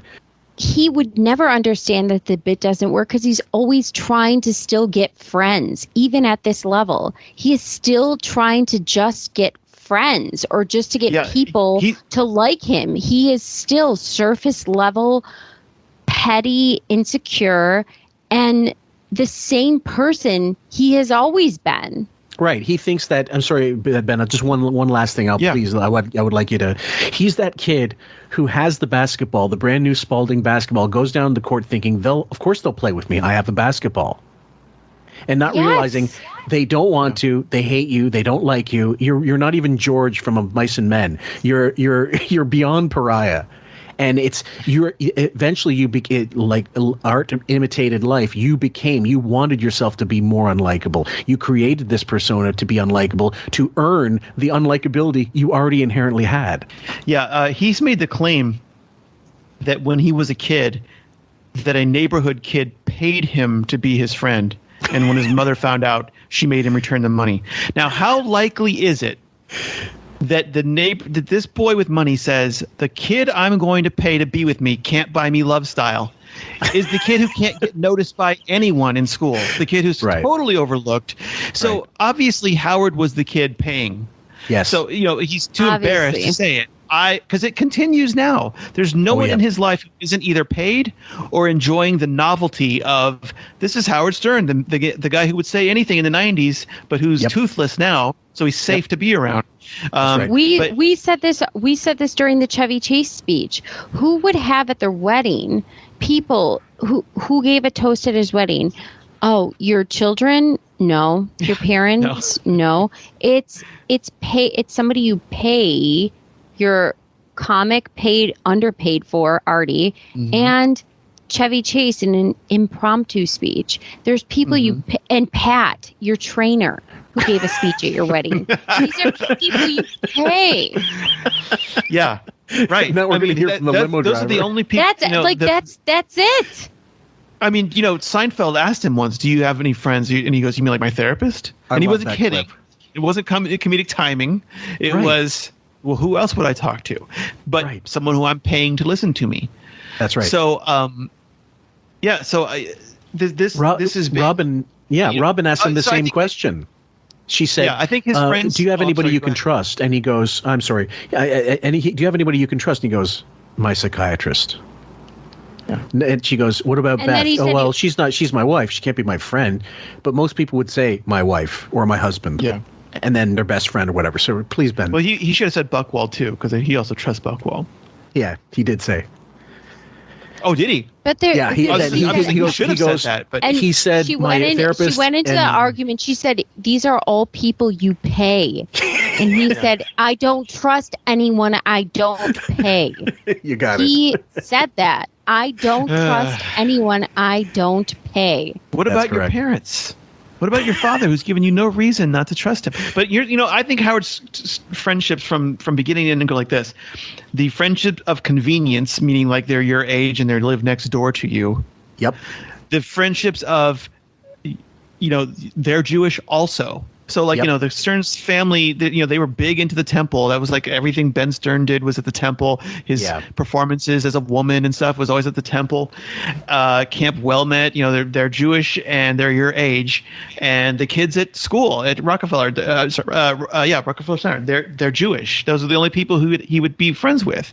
So the unusual times, that he ends up finding someone who really doesn't have those two interests. I mean, those things that they tick. Either they're right next door, they live right in your neighborhood, or they're your age, or they're Jewish.